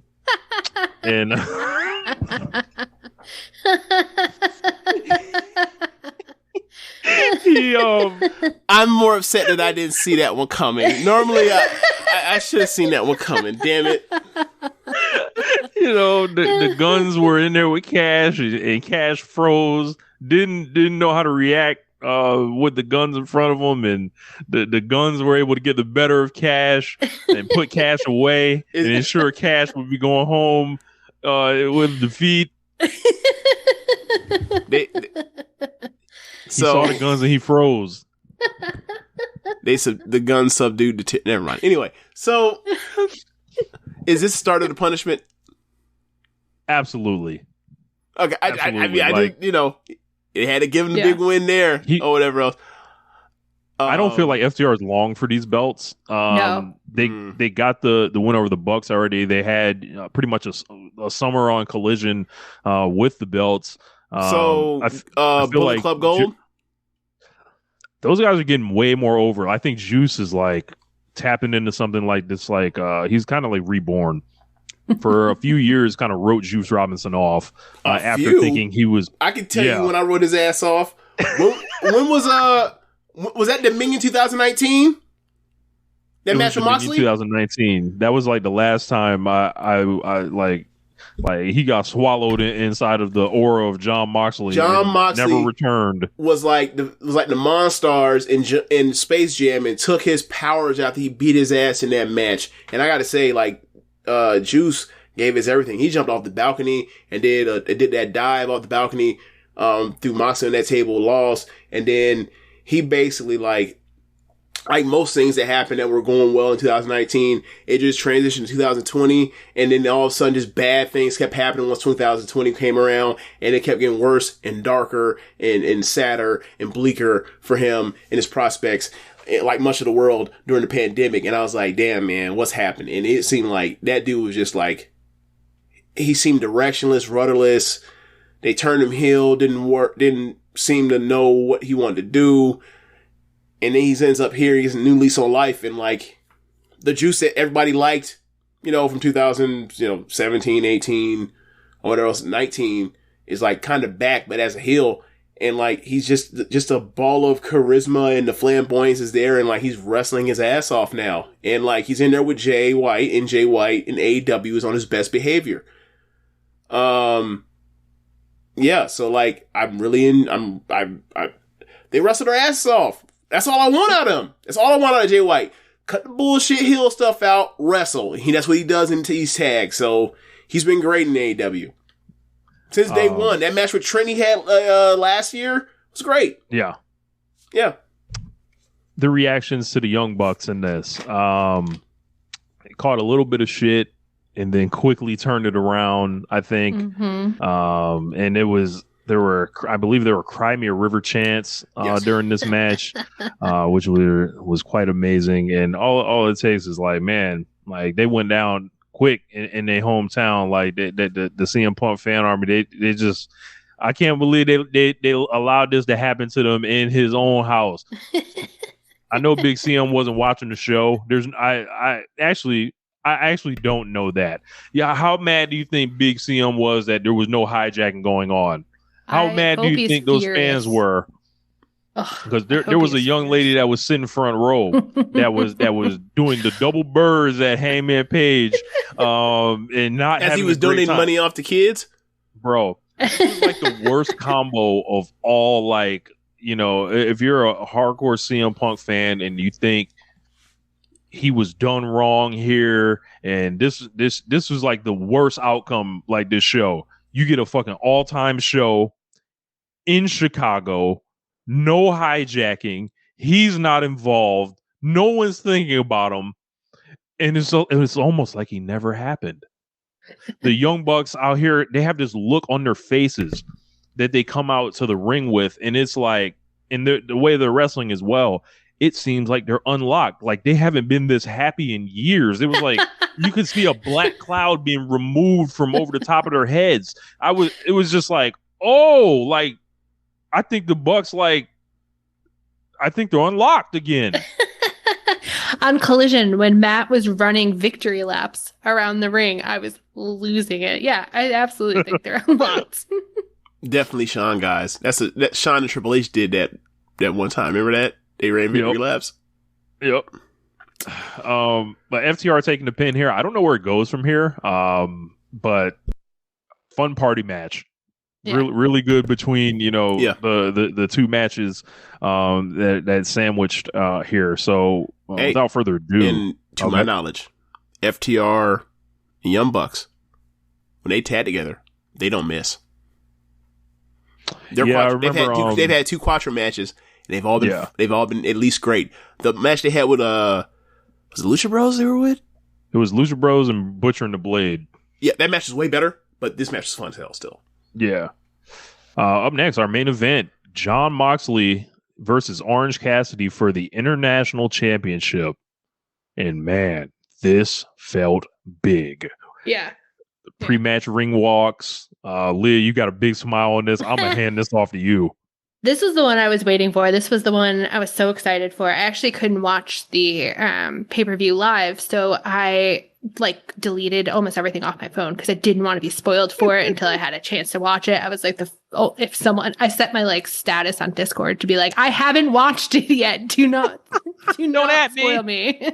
Do not.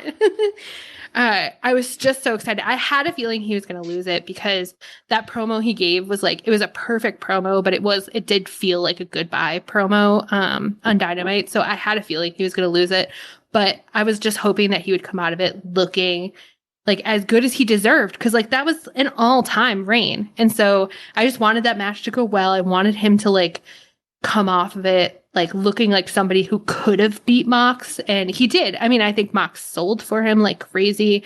I think his thing where he just kept getting up when nobody expected him to until the last final one. I think he deserves all of the flowers that he's been getting.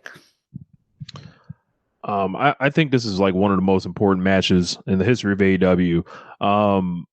For Orange Cassidy to come from, and still have a lot of these, preconceived notions about him being a meme wrestler and, doing a lot of comedy stuff. And this guy's been a shining beacon of pro wrestling consistency and excellence this entire year, going back to last year and pretty much since he's been in the promotion.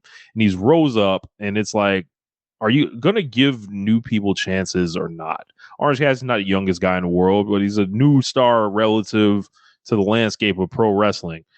And this is his first career main event. And when guys get their first career main events, I think that is always something to pay attention to because it's like a taste, and it is almost damn, I want to stay here.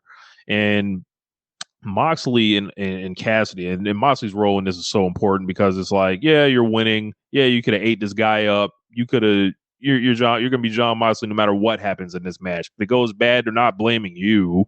If it goes good, you're probably gonna pick up a lot of the credit too. But they beat the holy living shit out of each other. Cassidy was a bloody mess, and this just felt like a crystallization of yo, they elevated this belt, they elevated this guy Orange Cassidy to where he's gotten the AEW title shot before, but you think he can win this time, and you think he can actually do it, and it would be fine. And about 75% through the match, I was all right, man, put Orange Cassidy over. This building will come unglued. People will fall out of their seats down, in the stadium or whatever.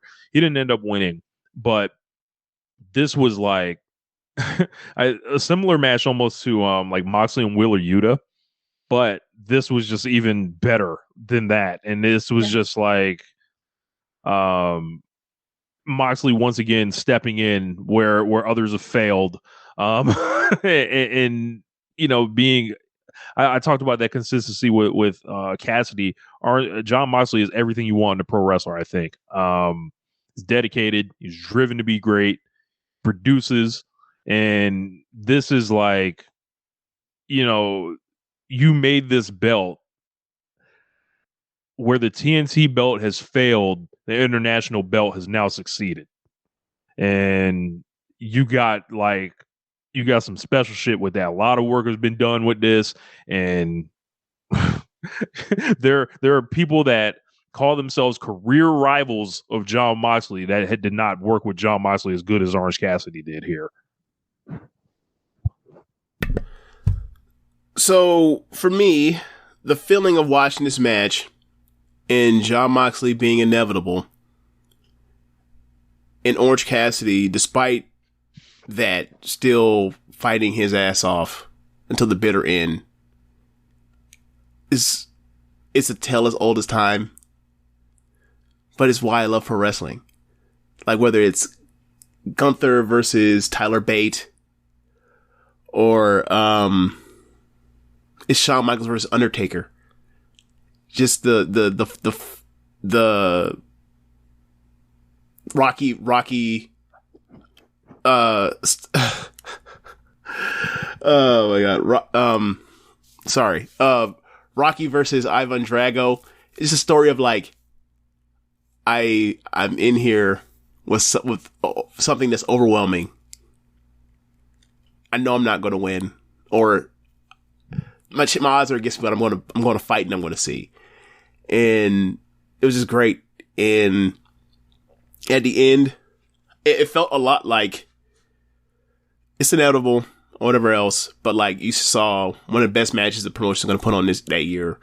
And, it's a heartbreaking type of, decision to get rid of one of the best reigns this country's ever seen in major American wrestling. But it's going to a great place. And you see at the end, they leave the cameras on so you can see the crowd give Orange Cassidy his, adulation, for the title reign. And like in that instance, like I thought to myself, like, in a weird way, like this kind of felt like peak NXT takeover, where it's like, this person was a champion. They lost the belt. That means they're going up to the main roster. Except we now have like this alternative reality where it's like, yeah, that's over. This person now gets to move on and continue to still do great work as opposed to being going to the main roster and stuck in creative hell. And being, it's like the end of their movie. Right.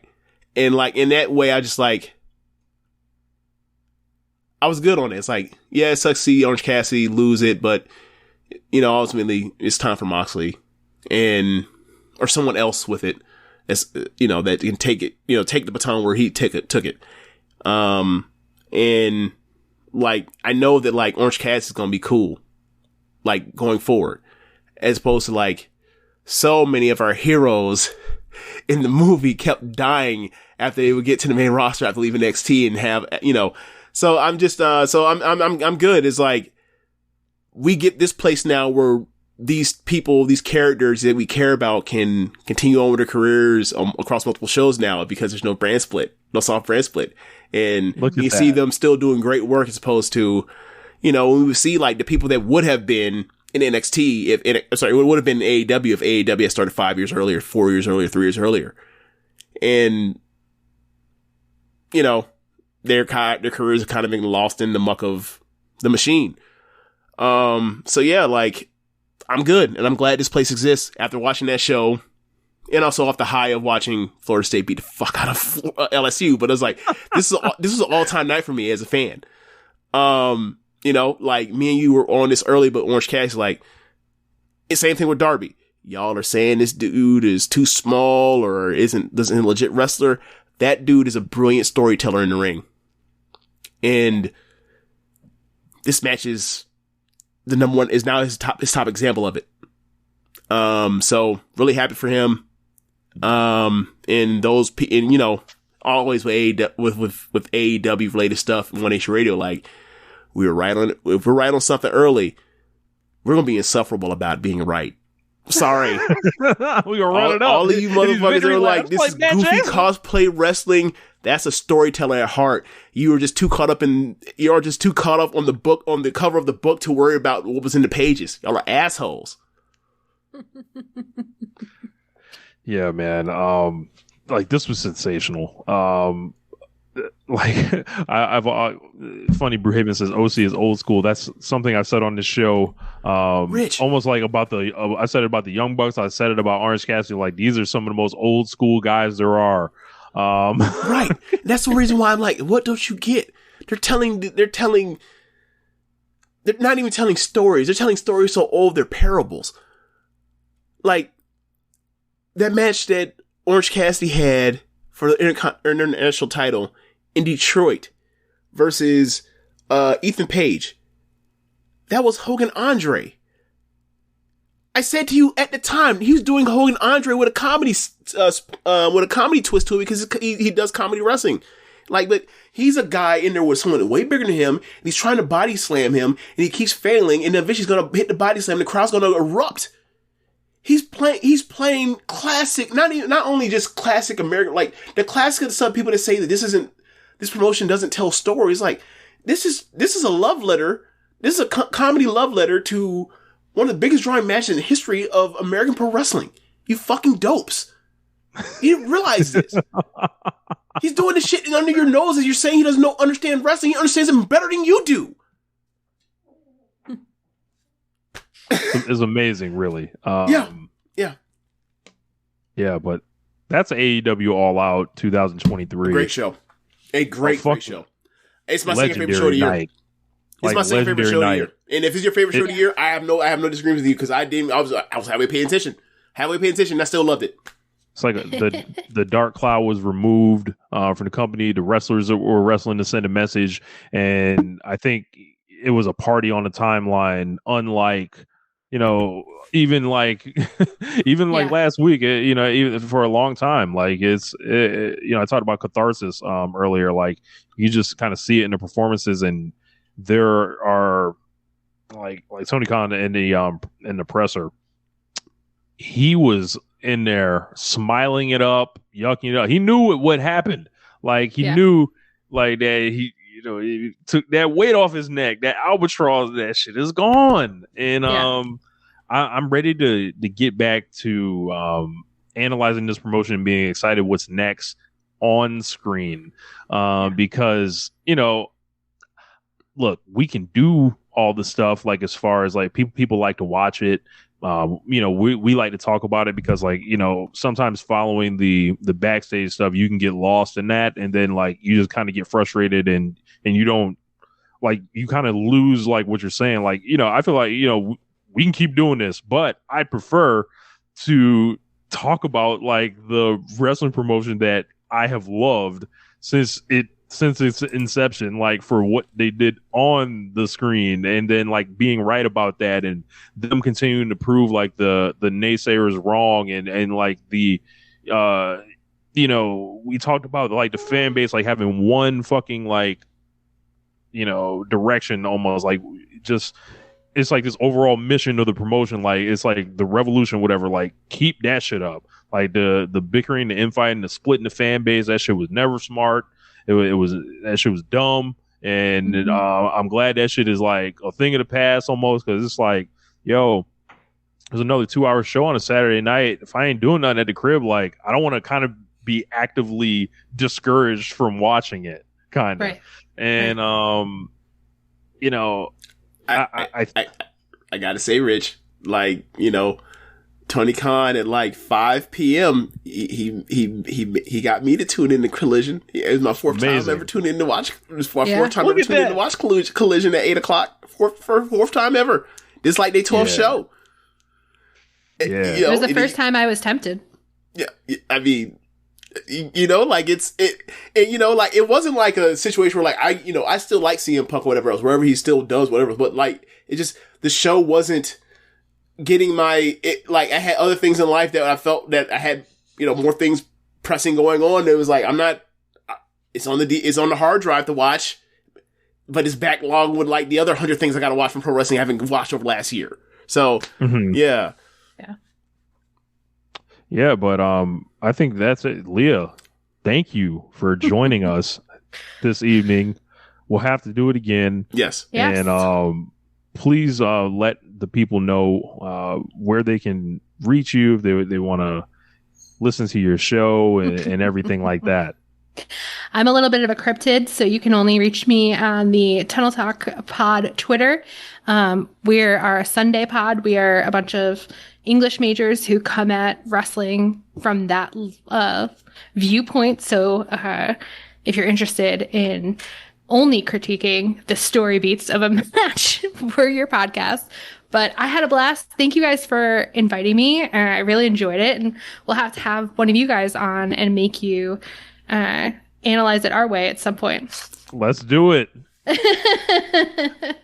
Yeah, I was telling Leah before the show, I was like, yeah, man, like in another universe, I was like Tunnel Talk could be like One Nation Radio. like I felt like there was like a lot of like. I think it might be a situation where it's like, is One Nation Radio who weren't jaded by like, you know, the carnage of pro wrestling over 35 years of watching pro wrestling. Like I know, like I get the same thing with Sir Sam, because Sam, you know, Sam is very, you know, English lit type or whatever else, but it's like I get what you're saying. Yeah, I've watched this business my 2/3 of my entire life. I know what you're saying and what you're thinking. That's not what's finna happen. Don't let this happen to you. Yeah. Don't let them make you a fool. But yeah, like I said, it was a pleasure having you on, great. And check out Tunnel Talk. I can't recommend it enough. It's so great. Like I just start dying laughing. So like what? Yeah, the great show. But yeah, James, take us up out of here, man. All right. Thanks for listening to the show, y'all. That's the end. Be sure to rate some more app you're using to listen this with.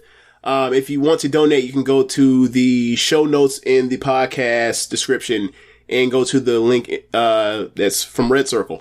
And also be sure to listen to other shows on the network. Besides One Nation Radio, you have Keepin It Strong Style, the Ricky Clive Wrestling Show. Grown Men Watch This Shit. It is now race for me to get my show notes.